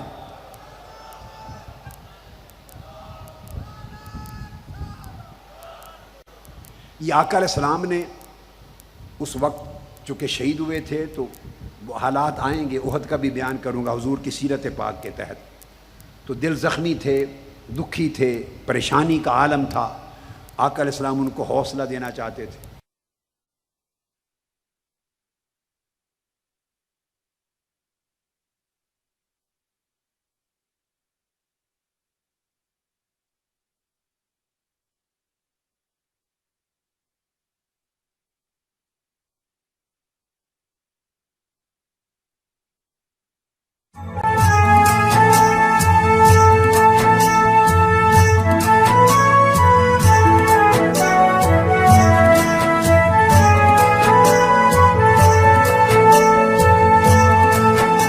پڑھائیں تو یہ دین ہے، آقا علیہ السلام جو کر دیں وہی دین ہے۔ تو وہ دینا چاہتے تھے کنسپٹ کہ وہ سمجھے کہ زندہ ہے، اور فرمایا کہ ان کو مردہ نہ کہو، اپنوں کو کہا۔ اور پھر ارشاد فرمایا، یقین چونکہ ایمان والوں سے کہہ دیا تھا کہ صبر کے ساتھ رہنا ہے، یہ شہادت گہے الفت میں قدم رکھنا ہے، لوگ آسان سمجھتے ہیں مسلمان ہونا۔ فرمایا وَلَنَبْلُوَنَّكُمْ بِشَيْءٍ مِّنَ الْخَوْفِ وَالْجُوعِ، اب فرمایا میں تمہیں آزماؤں گا۔ جو باتیں ہم پہلے کر چکے، اب قرآن مجید نے آیت نمبر 155 میں فرمایا ہم یقیناً تمہیں ہر صورت آزمائیں گے۔ اے ایمان والو، ہر صورت تمہیں آزمائیں گے۔ وَلَنَبْلُوَنَّكُمْ، بڑی تاکید کے ساتھ، ہر صورت ضرور بالضرور آزمائیں گے۔ کبھی خوف پیدا کریں گے، بِشَيْءٍ مِّنَ الْخَوْفِ، کبھی خوف و ہراس کی کیفیت ہوگی۔ کچھ تھوڑا دیکھ لیا ہے کہ نہیں خوف کیا ہوتا ہے؟ بتائیں بھائی۔ اللہ پاک نے فرمایا کبھی خوف دے کر آزمائیں گے، والجوع، کبھی بھوک دے کے آزمائیں گے، جاب لے لیں گے، نوکری چلی جائے گی، روزگار خراب ہو جائے گا، مشکلات آ جائیں گی، مالی وسائل نہیں ہوں گے، تنگی آ جائے گی، تو بھوک دے کر، غربت اور بھوک دے کر آزمائیں گے۔ یہ بھی دیکھ لیا ہے یا نہیں؟ وَنَقْسِم مِّنَ الْأَمْوَالِ، تمہارے بزنس کو نقصان کرا دیں گے۔ یہ قرآن مجید ہے۔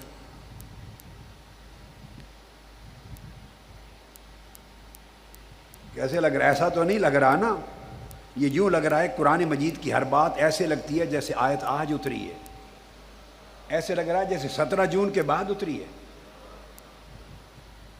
اسی طرح محسوس ہو رہا ہے نا، ایک ایک چیز اللہ پاک نے کی نہیں، ہر دور کے مسلمان اس طرح سمجھتے تھے۔ یہی فرق ہے بندے کے کلام اور اللہ کے کلام کا، کہ جب بھی وہ پڑھا جائے وہ لگے کہ میرے آج کے حال کے مطابق ہے۔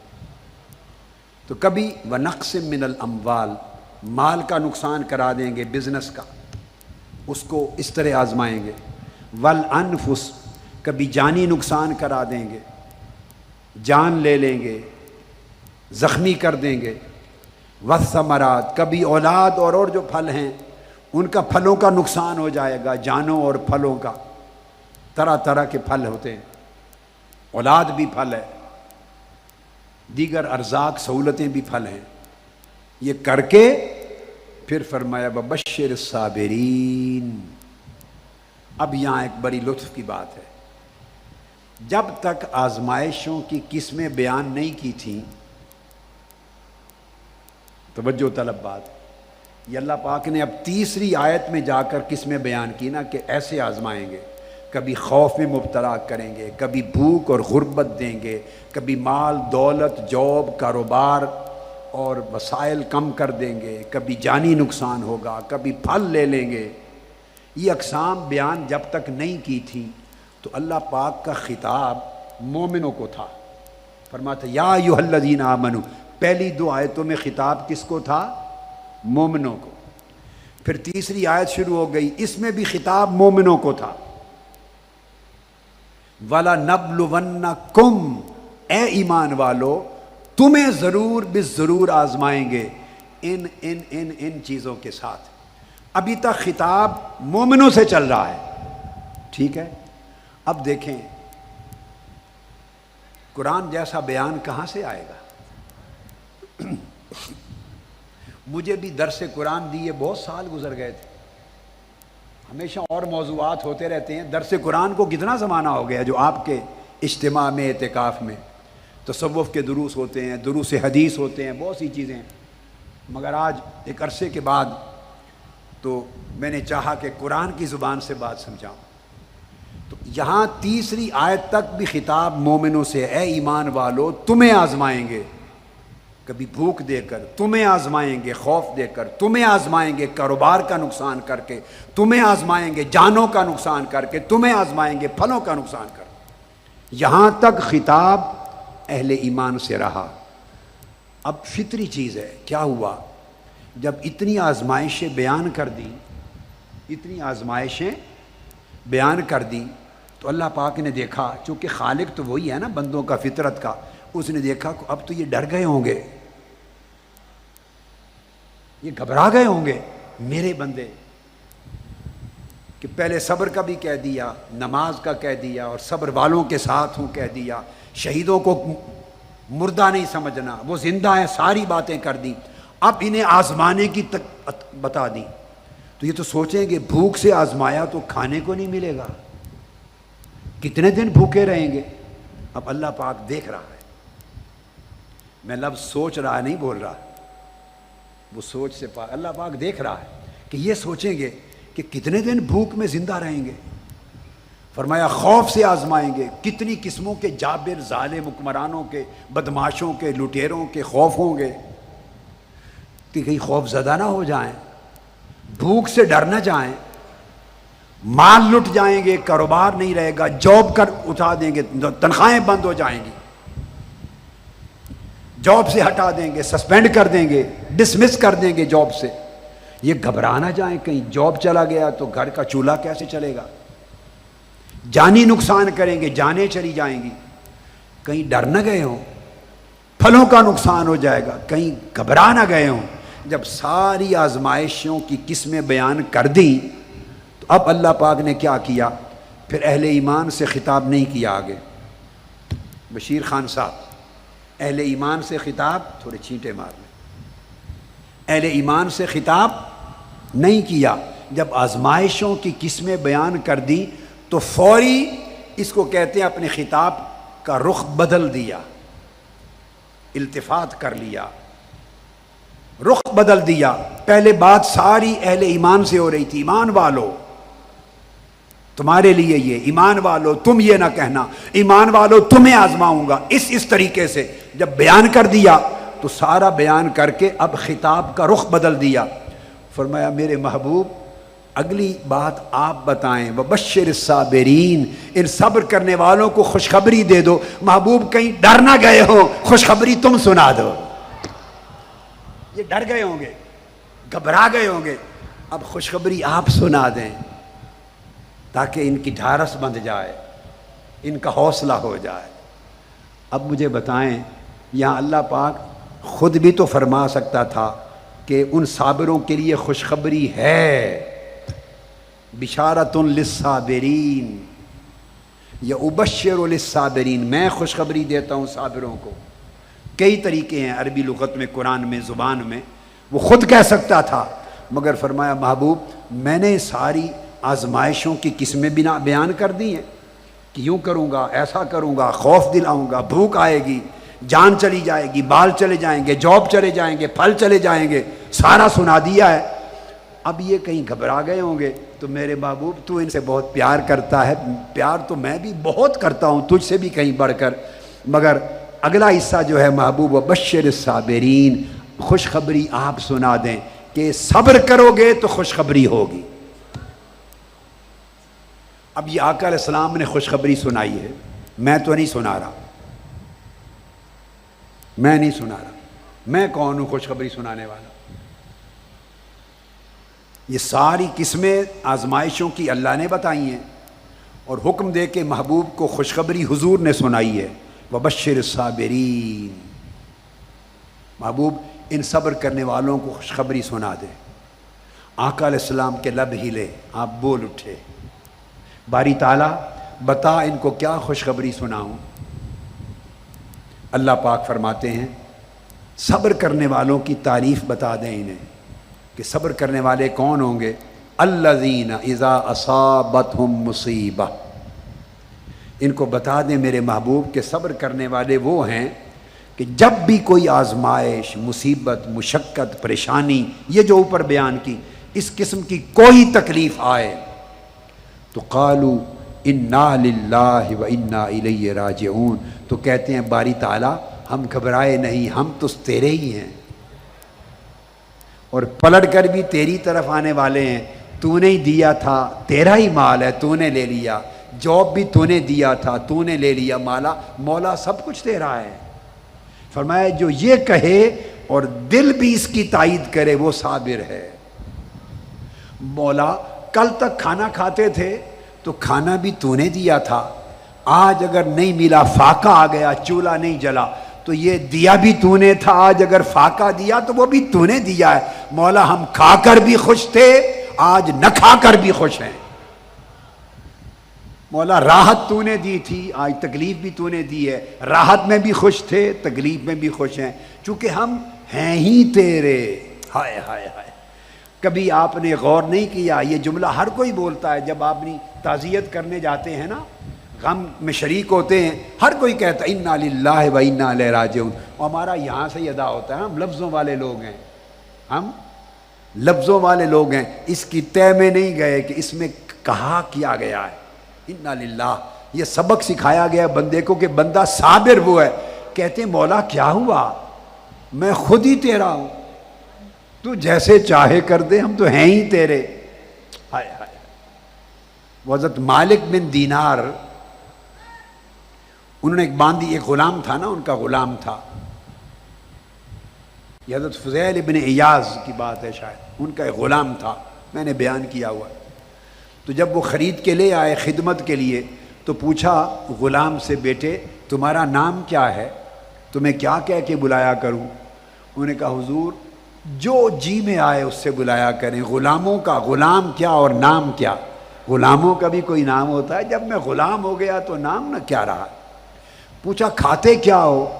جو تمہاری پسند ہو اس کا انتظام کر دیا کریں. فرمایا جو آپ چاہیں کھلا دیں. غلام کا کھانے کی پسند کیا؟ فرمایا پہنتے کیا ہو؟ فرمایا غلام کیا، لباس کیا، جو پہنا دیں. کسی نے پوچھا فضیل ابن عیاض سے کہ آپ کو بندگی کس نے سکھائی؟ بندگی کا یہ مقام کس نے سکھایا؟ اس نے کہا اپنے غلام سے سیکھا تھا کہ وہ میرا غلام ہو کر مجھے یوں جواب دیتا تھا، اور مولا میں تیرا غلام ہوں، میں اپنی پسند ناپسند یہ کیوں ہو گیا، کیسے ہو گیا، ایسا کیوں ہوا، نہیں ہونا چاہیے تھا، میرے ساتھ ہی کیوں، ہمارے ساتھ ہی کیوں. ہم ایسی باتیں کریں تو پھر تیرے غلام تو نہ ہوئے نا. وہ مالک ہے، جیسے چاہے رکھے، جیسے چاہے رکھے. ائمہ اطہار اہل بیت ذکر آئے گا کسی موقع پر. ایسے ہوئے امام حسن مجتبیٰ کی اولاد جن کو اس وقت کے ظالموں نے شہید کر دیا، قبر میں دفن ہو گئے، اور وقت کے حاکموں نے دفن ہونے کے بعد لاش کو نکالا اور کفن اتار کے سولی پہ چڑھا دیا. 6 مہینے تک لاشیں لٹکی رہی. اللہ نے ہونے دیا. وہ چاہتا تو توفیق نہ دیتا، لیکن کیا کیا اللہ پاک نے؟ اس کے رنگ ہیں. وہ مالک جو ہوا جیسے چاہے کر دے. 6 مہینے تک لاش لٹکی رہی. 6 مہینے تک لاش تو لٹک گئی اور 6 مہینے تک رہی. لیکن ہوا یہ کہ وہ جو ان بدبختوں نے جو سطر ننگا کر دیا تھا نا کفن اٹھا کر، 6 مہینے تک لوگ آتے تھے، لاش دیکھتے تھے، سطر کسی کو نظر نہیں آتا تھا. سطر نظر نہیں آتا تھا. اب یہ اس کا عمل ہے، یہ بندگی ہے، یہ بندگی ہے. وہ جو میں آپ کو بتانا چاہ رہا تھا کہ 6 ماہ تک روایت کے مطابق میں جو ہیں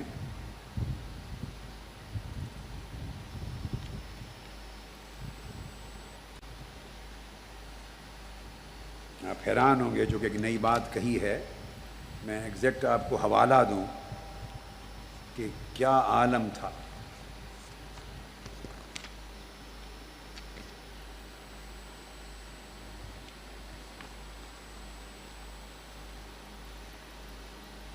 یعنی امام یحییٰ بن زید، یہ حضرت زید بن علی امام زین العابدین کے پوتے تھے، ان کو بھی لٹکایا جسم کو، اور سر کاٹ کر سولی پہ چڑھا دیا، لٹکا دیا، اور پھر سولی سے اتار کر ابو مسلم خراسانی نے آپ کو پھر آپ کا جنازہ پڑھا.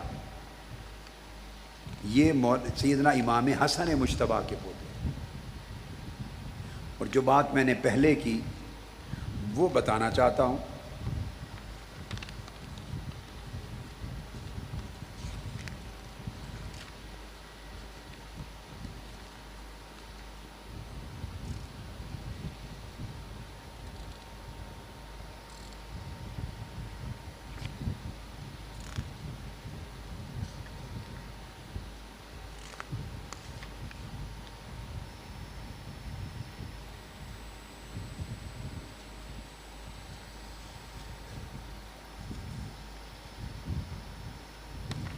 اس طرح امام ابراہیم بن عبداللہ حضرت امام نفس زکیہ کے بھائی، امام حسن مجتبیٰ کے پوتے شہزادے، ان کو بھی سر کاٹ کے لٹکایا بازار میں سولی پر. یہ مولا علی شیر خدا جن کی شہادت ایک ان کی نہیں ہوئی ہے، ان کی ساری اولاد کی شہادت ہوئی.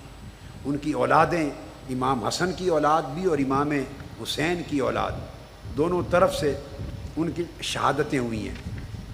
تو یہ ساری شہادتیں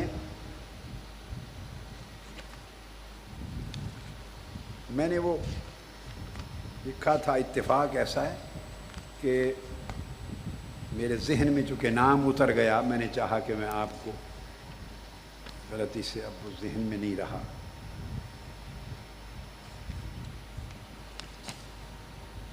یہ بندگی ہے، بندگی کے اب وہ کرامتوں والے لوگ تھے۔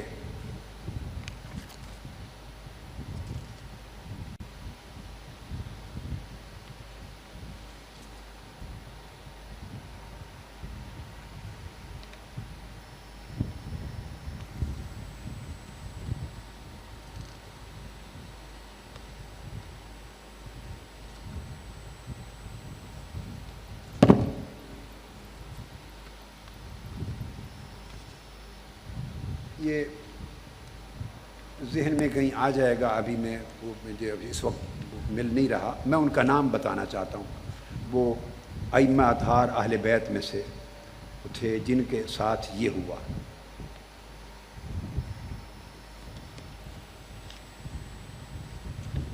خیر، میں یہ اب اس میں وقت زیادہ لگ رہا ہے، وہ صحیح حوالہ اس وقت سامنے میرے نہیں آ رہا۔ میں نے چاہا کہ بس میں آ جائے گا اس میں حوالہ تو میں اس کو پھر پراپر آپ کو اسی نشست میں، کسی نشست میں کوٹ کر دوں گا سارا۔ مقصود یہ تھا سمجھانا کہ تو حضرت فضیل ابن ایاز نے فرمایا کہ مجھے یہ بندگی اس غلام نے سکھائی ہے، بندگی۔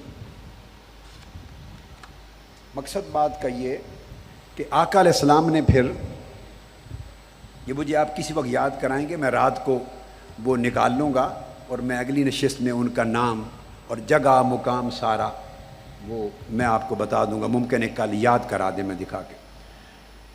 تو فرمایا کہ انا للہ، اس کا جو راز ہے پورے اس کلمہ مبارکہ کا وہ یہ کہ جو بھی صورت ہو جائے بندے کو بندگی سکھائی گئی کہ باری تعالیٰ کوئی بات نہیں، کھلایا بھی تو نہیں تھا، اگر کھانا نہیں دیا لے لیا تو مالک ہے، ہم تیرے ہی ہیں اور تیری طرف سے ہی آئے اور تیری طرف سے واپس جانے والے ہیں، ہم تیرے ہیں، ہم کون ہوتے ہیں شکوہ کرنے والے۔ فرمایا میرے محبوب جو اس انداز کے ساتھ اپنی بندگی میرے سپرد کر دے ان کو یہ خوشخبری سنا دیں، اور خوشخبری کیا؟ فرمایا اولئک علیہم صلوات من ربہم ورحمہ واولئک ھم المہتدون۔ خوشخبری یہ ہے کہ یہی وہ لوگ ہیں جن پر اللہ رب العزت ان لوگوں پر اپنی بارگاہ سے پے در پے نوازشیں فرماتا ہے، اور صلوات یعنی ان پر درود بھیجتا ہے، اپنی رحمتیں اور نوازشیں فرماتا ہے، اپنی عنایات فرماتا ہے، ورحمہ اور اپنی خاص رحمت کرتا ہے، وَأُولَئِكَ هُمُ الْمُهْتَدُونَ، اور یہی لوگ حقیقت میں ہدایت یافتہ ہے۔ یہ خوشخبری دے دیں کہ اللہ پاک سے ان کا تعلق ایسا ہو جائے گا کہ اللہ ان پر اپنی نوازشوں کی بارش کر دے گا، اور صلوات صلات کی جمع ہے یعنی درود بھیجنا، اللہ ان پر درود بھیجے گا، اپنی قربت عطا کرے گا، اپنے قریب تر کر لے گا، اپنی خاص مجلس میں لائے گا، خاص عنایات سے نوازے گا، خصوصی فضل عطا کرے گا۔ تو یہی وہ لوگ ہیں کہ جو ان مشکل حالات میں بھی صابر رہتے ہیں اور دل و جان سے یہ کہتے ہیں۔ یہ آیت کریمہ آج یہاں تک ایک کر کے آگے آ جاتے ہیں۔ سیدنا مولا علی کرم اللہ وجہ الکریم اور اہل بیت اطہار، آقا علیہ الصلوۃ والسلام کی اہل بیت سے زیادہ عزیز اور محبوب تو کوئی نہیں تھا۔ میں آپ کے اقوال کل رات انشاءاللہ اس موضوع کو لوں گا، موضوع ہمارا جاری رہے گا۔ خلفائے راشدین سے بڑھ کر امت میں محبوب ترین تو افراد نہیں ہیں۔ سمجھانا یہ چاہتا ہوں کہ جو جتنے مقرب تھے اور ایمان میں جتنے بلند تھے، اللہ پاک نے ان کو اتنا ہی آزمایا، ابتلا ان کے ایمان کے ساتھ جوڑا، وَلَنَبْلُوَنَّكُمْ، ابتلا ہم ان کو آزمائیں گے۔ ایمان اور ابتلا کو اکٹھا کیا۔ ایمان کا درجہ جتنا اونچا ہوتا گیا اتنا ابتلا بڑھتا گیا، آزمائش بڑھتی گئی۔ نتیجہ یہ ہوا کہ آقا علیہ الصلوۃ والسلام کی خلفاء راشدین 4 میں سے 3 شہید ہوئے، سوائے سیدنا صدیق اکبر رضی اللہ تعالیٰ عنہ کے۔ آپ کی وفات بستر پہ ہوئی، سیدنا فاروق اعظم بھی شہید ہوئے، سیدنا عثمان غنی بھی شہید ہوئے، سیدنا علی المرتضیٰ بھی شہید ہوئے، اور سیدنا صدیق اکبر بھی شہید ہوئے۔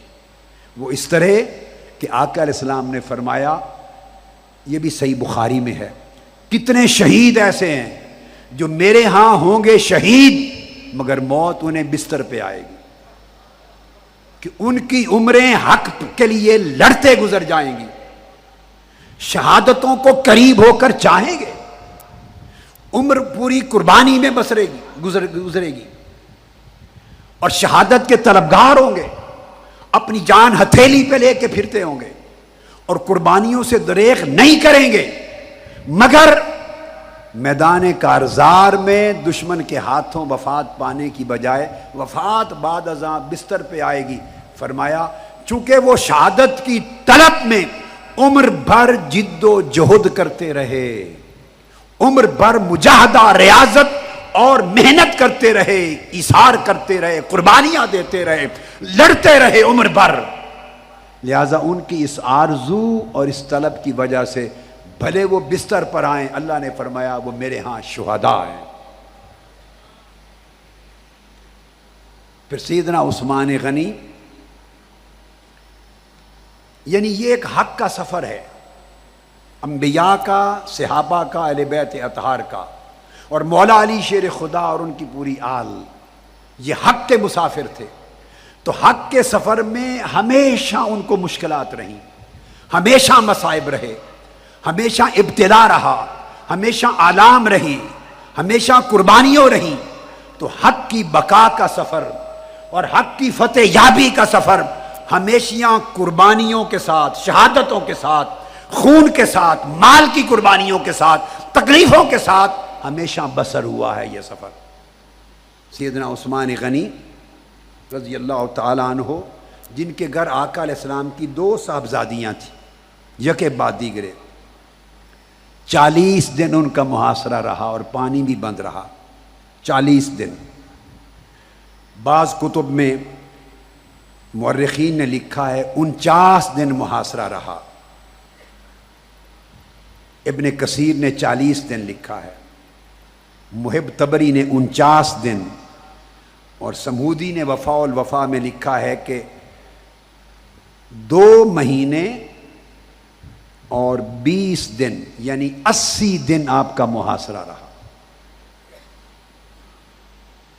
اور پانی تک بند کر دیا گیا، 80 دن تک محاصرہ رہا، اور بالآخر شہید کر دیے گئے۔ اور ان کی شہادت جب ہوئی تو شہادت کے ساتھ مولا علی شیر خدا نے زمام خلافت سنبھالی۔ مولا علی المرتضیٰ کرم اللہ وجہ الکریم، اب آپ دیکھیں یہ 2 صحابی ایسے ہیں جو آقا علیہ السلام کے داماد بھی ہیں، جن کو آقا علیہ السلام نے اپنے لخت جگر عطا کیے ہیں، اور پھر مولا علی وہ ہیں جن کو فاطمۃ الزہرا عطا کی ہے،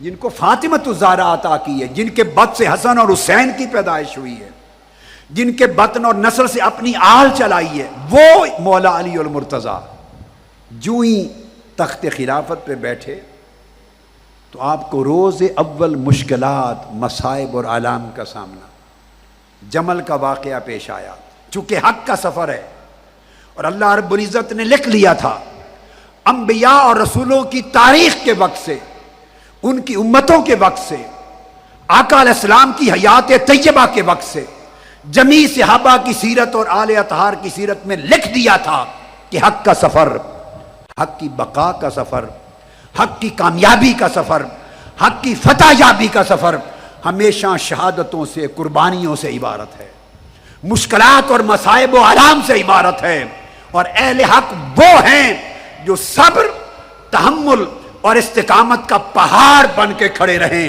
اور لرزائیں نہیں۔ جو لرز گیا اور صبر کا دامن چھوڑ بیٹھا اور کب اور کیوں اور کیسے میں پڑ گیا، وہ اہل حق میں سے خارج کر دیا گیا۔ مولا علی شیر خدا تخت خلافت پر بیٹھتے ہی واقعہ جمل ہوتا ہے۔ ادھر بھی صحابہ ہیں، آپ کے مد مقابل غلط فہمی ہے، ادھر بھی صحابہ ہیں، مگر عالم کیا ہے، اس ایک مارکے میں صحابہ کرام کا دور ہے، خلفائے راشدین کا دور ابھی ختم ہوا ہے، آپ نے خلافت راشدہ کی زمام سنبھالی ہے، اور یہ واقعہ جو پیش آتا ہے اس میں مولا علی شیر خدا اور دوسرا ادھر بھی صحابہ کرام ہیں۔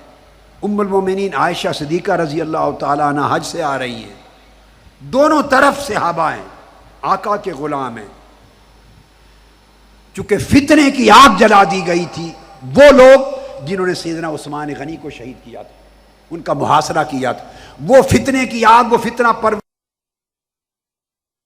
اسلام کو ٹکڑے کرنا چاہتے تھے، اس وجہ سے مقاتلہ ہوا، اور مولا علی شیر خدا کے اس دور کی ابتدا میں 10,000 صحابہ اور تابعین شہید ہوئے۔ بولیے کیا حد سوچیں گے بیٹے، انسانوں کے کسی دور میں کوئی طبقہ اتنی بڑی قربانی کا تصور کر سکتا ہے؟ بولیے 10,000 لوگ شہید ہوئے اہل بصرہ سے اور اہل کوفہ سے، جس میں صحابہ کرام بھی تھے اور تابعین بھی تھے۔ 10,000 یعنی قربانیاں دیں، جانیں گئیں دونوں طرف سے، مگر اسلام چونکہ حق تھا وہ زندہ رہا، حق تھا وہ زندہ رہا، اسلام کا چراغ بجھ نہیں سکا۔ اور مولا علی شیر خدا اندازہ کریں کتنی پریشانیوں اور مصائب اور آلام اور آزمائشوں سے اپنا دور لے کے چل رہے ہیں، حتیٰ کہ آپ کو مدینہ چھوڑ کر کوفہ منتقل ہونا پڑا۔ کتنے دکھی دل سے کوفہ کو تخت سلطنت بنایا ہوگا۔ پھر واقعہ صفین پیش آیا، 37 ہجری ہے، واقعہ صفین میں ادھر اہل شام حضرت امیر معاویہ کی حکومت پر مجتمع ہو گئے ہیں، اور خلافت راشدہ، خلافت حقہ مولا علی شیر خدا کے ساتھ ہے، یہ ادھر ہیں۔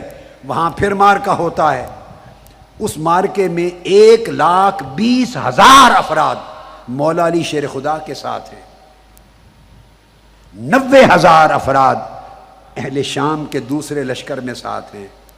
اس جنگ صفین میں 70,000 افراد شہید ہوئے۔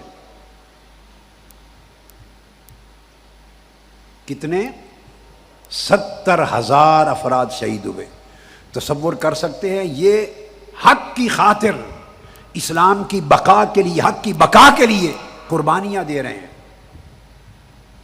تاکہ راستہ سیدھا ہو جائے اور سلطنت اور حکومت ان خطوط پہ استوار ہو جو خطوط آقا علیہ السلام نے وضع فرمائے ہیں۔ میں صرف نقطہ شہادت کا بیان کر رہا ہوں، کتنے صحابہ اور تابعین نے قربانیاں دی ہیں اس اسلام کے درخت کو کی آبیاری کے لیے، چمن اسلام کی آبیاری کے لیے۔ 25,000 شہید ہوئے ہیں مولا علی شیر خدا کے لشکر سے، اور 45,000 شہید ہوئے ہیں دوسرے لشکر سے۔ اس میں بیعت رضوان جنہوں نے آقا علیہ السلام کے دست اقدس پہ کی تھی، بیعت رضوان حدیبیہ کے میدان میں، ان بیعت رضوان کرنے والوں میں بھی 800 صحابہ شریک ہیں مولا علی شیر خدا کے ساتھ، اور ان میں سے 63 افراد ایسے ہیں جو شہید بھی ہوئے۔ پھر اس کے بعد ان جنگوں سے فارغ ہوتے ہیں، پھر آپ نے مصالحت کی الگ الگ۔ تو جب ایک ثالثی کی نوبت آئی تو آپ ہی کے لشکر سے جوان لوگ مشتعل ہو کر آپ کے خلاف اٹھ کھڑے ہوئے۔ ایک دن مولا علی شیر خدا کو یکسوئی کا، سکون کا، اطمینان کا، راحت کا نہیں ملا، اور اس وقت کے مسلمانوں کو، صحابہ کو، تابعین کو جو حق کی خاطر زندہ تھے، حق کو بچانا چاہتے تھے، حق کو آگے لے جانا چاہتے تھے، ان کو سکون کی ایک رات میسر نہیں آئی۔ ابھی 70,000 شہادتیں ہوئی ہیں، آپ اندازہ کر سکتے ہیں کہاں دفن کرتے ہوں گے، تدفین کیسے ہوتی ہوگی، سینکڑوں شہید ایک جگہ ایک قبر میں دفن ہوتے ہوں گے۔ اس حالات سے ابھی نکلے نہیں کہ مولا علی شیر خدا کے اپنے لشکر سے فوجی نکل گئے، انہوں نے آپ کے خلاف بغاوت کر دی، اور بغاوت کر کے غرورہ کے مقام پر اجتماع کیا، ایک نئی جماعت بنا لی، وہاں سے خوارج بنے۔ خوارج یاد رکھ لیں، باہر سے کوئی آنے والا طبقہ نہیں تھا، خوارج وہ فوجی تھے، جوان کارکن تھے جو مولا علی شیر خدا کے لشکر میں تھے، کل تک تلواروں سے لڑ رہے تھے، جانیں لے رہے تھے، جانیں دے رہے تھے، لڑ رہے تھے۔ ایک بات پہ ان کی عقلیں پھر گئیں، سر چکرا گئے، عقلیں پھر گئیں، انہیں امن پسند نہیں آیا، وہ مقاتلہ ہی چاہتے تھے۔ مولا علی شیر خدا نے دیکھا کہ 70,000 شہادتیں ہو چکی، اب اس مسئلے کا حل کسی اور طریقے سے نکال لیں، امن سے نکال لیں۔ جو ہی آپ نے امن کا جھنڈا بلند کیا، نعرہ بلند کیا کہ امت اس سے زیادہ نقصان کی متحمل نہیں، یہ مولا علی شیر خدا ہیں، وہ باغی ہو کے نکل گئے تو خوارج بنے۔ یہ جو دہشت گردوں کا ذکر کرتا ہوں اور کہتا ہوں کہ دہشت گردی کی ابتدا مولا علی شیر خدا کے دور خلافت میں ہوئی، صفین کے اس جنگ سے، اور وہ جو پہلے دہشت گرد تھے خوارج، وہ مولا علی شیر خدا کے لشکر کے سپاہی تھے، یہاں سے نکل کر آپ کے امن کے فیصلے کے خلاف بغاوت کر دی۔ خوارج کا الحروریہ کا مارکہ بنا۔ پھر نہروان میں پھر مولا علی شیر خدا کی بقیہ زندگی 3 سال خلافت کے دوران خوارج کے ساتھ جنگیں کرتے گزر گئی، اور 1000 کی تعداد میں مسلسل شہادتیں ہوتی نہیں۔ اہل حق صحابہ تھے یا تابعین اور اتباع التابعین، وہ حق کے لیے جان دینے سے کبھی گھبرائے نہیں تھے، ان کے مال بھی لٹتے تھے، اولادیں بھی جاتی تھی، جانیں بھی جاتی تھیں، خون بھی بہتا تھا، وہ حق کے لیے سب کچھ لٹا دیتے تھے، مگر ان کو پتا تھا کہ اسی قربانیوں سے اسلام کا چمن ہرا بھرا ہوگا، رہے گا اور آگے چلے گا۔ چنانچہ 7 مختلف جماعتیں بنی، خوارج کے گروہ بنے، مولا علی شیر خدا کے خلاف نکلے، اور اس دن جب مولا علی شیر خدا کے خلاف بغاوت کی، خوارج بنے، اس دن 12,000 جوان بغاوت کر کے مولا علی شیر خدا کے خلاف مسلح جنگ لڑ رہے تھے۔ ڈے 1 پر 12,000 افراد۔ نہروان کا جو مارکہ ہوا، جب سارے خارجی اکٹھے ہوئے اور مولا علی شیر خدا کے خلاف وہ جنگ پر آمادہ ہوئے، ان کی تعداد 100، 200، 500، 1000، 2000 نہیں تھی، 12,000 خوارج تھے جو مولا علی شیر خدا کے خلاف لڑے، اور اس طرح پے در پے پھر خوارج کے خلاف 3 سال تک جنگ لڑی۔ آپ اندازہ کریں کہ اس دور کے صحابہ کرام کو کیا سکون ملا ہوگا، کیا راحتیں ملی ہوں گی، کیا کاروبار کر پائے ہوں گے، کیا ان کو رات چین کی نیند آتی ہوگی۔ یعنی فقط حق کو بچانے کے لیے، اسلام کی بقا کے لیے، حق کو آگے جاری رکھنے کے لیے پے در پے جانی اور مالی قربانیاں ہوتی تھیں۔ حتیٰ کہ پھر انہی خارجیوں نے سازش کی، اور مولا علی شیر خدا کے خلاف ابن ملجم خارجی تھا، اپنے ساتھ وہ آپ کو بھی شہید کرنا چاہتے تھے، حضرت امیر معاویہ کو بھی شہید کرنا چاہتے تھے، اور حضرت عمرو بن العاص کو بھی شہید کرنا چاہتے تھے۔ تینوں کے خلاف الگ الگ افراد مقرر تھے، اور جب نماز فجر 18 رمضان المبارک پڑھانے کے لیے کوفہ میں مولا علی المرتضیٰ 18 رمضان کی نماز فجر کی امامت کے لیے کھڑے ہوئے، تو آپ کے پیچھے پہلی صف میں ابن ملجم کھڑا تھا، خارجی نمازی بن کے نماز فجر آپ کی اقتداء میں پڑھنے کے لیے کھڑا تھا۔ جب آپ نماز شروع کر دی تو اس نے حملہ کر کے دوران نماز آپ کو شہید کر دیا، شدید زخمی کیا، خون کا فوارہ نکلا، آپ تڑپے، 2 دن اس حال میں رہے، اور یہ 20 رمضان المبارک جو آج گزرا ہے، اس رات مولا علی المرتضیٰ 2 دن کے بعد شہادت پا گئے۔ یہ رات آپ کی شہادت کی رات بنی۔ یہ مولا علی شیر خدا کرم اللہ وجہ الکریم نے، یعنی آقا علیہ السلام نے جس جد و جہد کو قربانیوں سے شروع کیا تھا، خلفائے راشدین کی زندگی کا اختتام، پھر 6 مہینے آپ کے بعد جو امام حسن مجتبیٰ کو خلافت ملی، وہ بھی خلافت راشدہ ہے، لیکن مجموعی طور پہ 4 آپ کہتے ہیں خلفائے راشدین، ان کا اختتام قربانیوں کی تاریخ سے ہوا۔ ان سے زیادہ کوئی اللہ کا محبوب نہیں تھا، اور آقا علیہ السلام کے بعد روئے زمین پر کوئی جان ان ہستیوں سے زیادہ محبوب اور مقرب نہیں تھی۔ اللہ تعالیٰ کے حضور آقا علیہ السلام کے بعد ان سے زیادہ کوئی مقرب نہیں تھا، ان سے زیادہ کوئی باکرامت نہیں تھا، ان سے زیادہ کوئی اہل حق نہ تھے، ان سے زیادہ کوئی راحتوں اور نعمتوں کے حقدار کوئی نہ تھے، مگر خلافت راشدہ کی انتہا بھی ان قربانیوں کی تاریخ سے ہوئی۔ اور آپ کے بعد پھر آگے معرکہ کربلا پھر آپ کے سامنے ہے، پھر یہ شہادت علی کا تسلسل ہے کہ جہاں آپ کا خانوادہ، ان کے سر کٹ کے نیزوں پہ جا رہے ہیں، سر کٹے نیزوں پہ جا رہے ہیں، لیکن ایمان یہ ہے کہ امام عثمان غنی شہید ہوں تو وہ بھی فاتح ہیں۔ جب ایمان اور یقین حق پر قائم ہو جاتا ہے تو پھر شہادتیں شکست نہیں بنتی، شہادت فتح ہوتی ہے،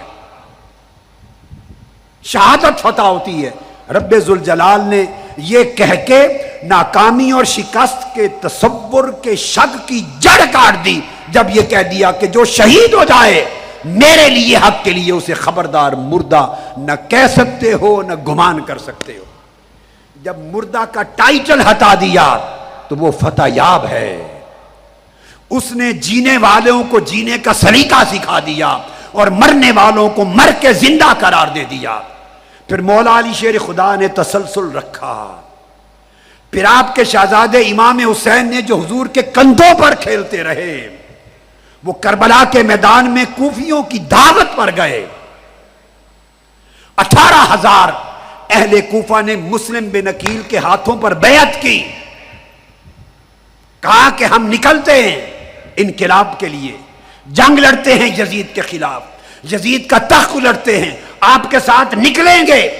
18,000 نے بیعت کر لی مسلم بن عقیل کے ہاتھوں پر۔ آپ نے بھیجا تھا کہ چیک کرو کہ یہ عوام نکلتے بھی ہیں یا نہیں۔ حضرت مسلم بن عقیل نے خط بھیجا کہ میرے بھائی حسین، یہ کزن تھے، سگے کزن تھے، بھائی حسین دیر نہ کرو، فوری پہنچو، اب تک 2 دنوں میں 18,000 آدمی میرے ہاتھوں پر بیعت کر چکے ہیں کہ میرے ساتھ نکلیں گے۔ مولا علی شیر خدا کی یہ شہزادے اور آقا علیہ السلام کے شہزادے پھر اس دعوت پہ نکلے۔ واقعہ آپ جانتے ہیں میرے بیٹے، آپ جانتے ہیں، وہ شہید ہو گئے۔ جب مارکا آیا، مارکا، تو پھر 18,000 بیعت کرنے والوں میں سے 4,000 رہ گئے، اور پھر اس کے بعد جب محاصرہ ہوا مسلم بن عقیل کا محاصرہ، تو اس میں سے صرف 70 رہ گئے۔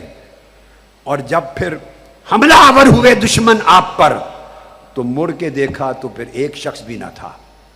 آپ نے خط بھیجا کہ کوفی بیعت کر کے پھر گئے، نہیں نکلے، حسین نہ آنا، مگر آپ کا خط اس وقت ملا جب امام حسین کربلا کے قریب پہنچ چکے تھے۔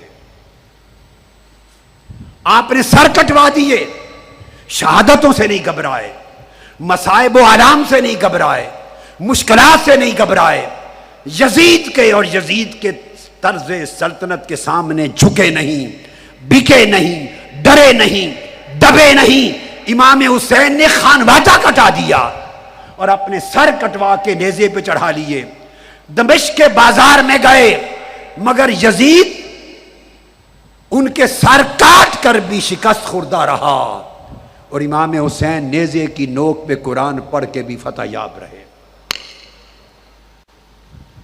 اس لیے کہتے ہیں کہ قتل حسین اصل میں مرگ یزید ہے، اسلام زندہ ہوتا ہے ہر کربلا کے بعد۔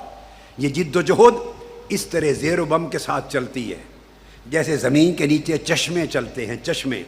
چشمہ کبھی اوپر آتا ہے، کبھی نیچے جاتا ہے، کبھی اوپر آتا ہے، نیچے جاتا ہے۔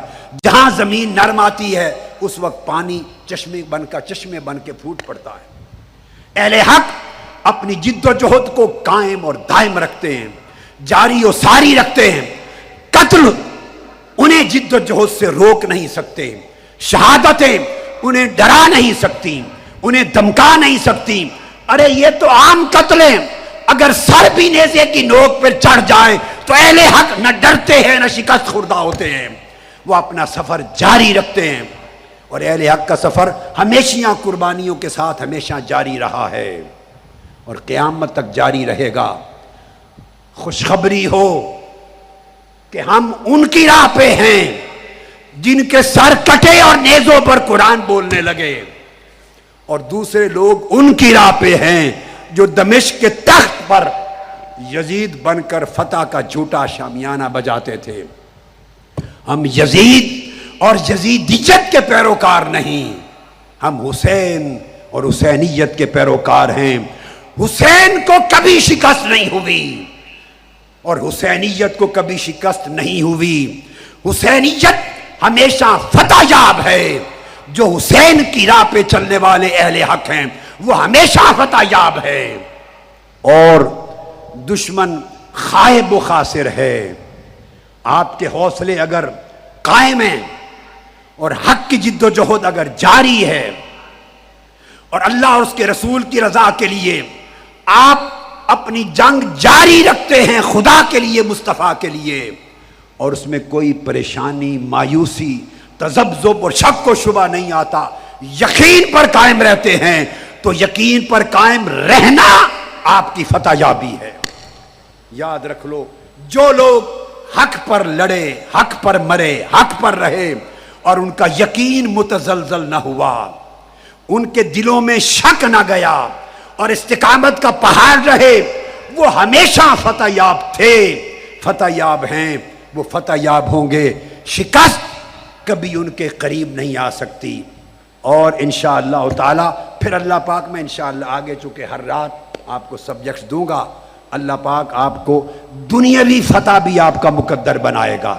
یہ فتح صرف آخرت کی فتح نہیں ہے، یہ فتح صرف آخرت کی فتح نہیں ہے، اسی دنیا میں، اسی جد و جہد میں، اسی حق و باطل کی جنگ میں آپ سرخ روح ہوں گے، فتح یاب ہوں گے، آپ کا جھنڈا بلند ہوگا، حق سرخ روح ہوگا، اور ظلم کرنے والے اس طرح خس و خاشاک کی طرح مٹ جائیں گے جیسے یزید مٹ گیا، جیسے فرعون مٹ گیا، جیسے قارون مٹ گیا۔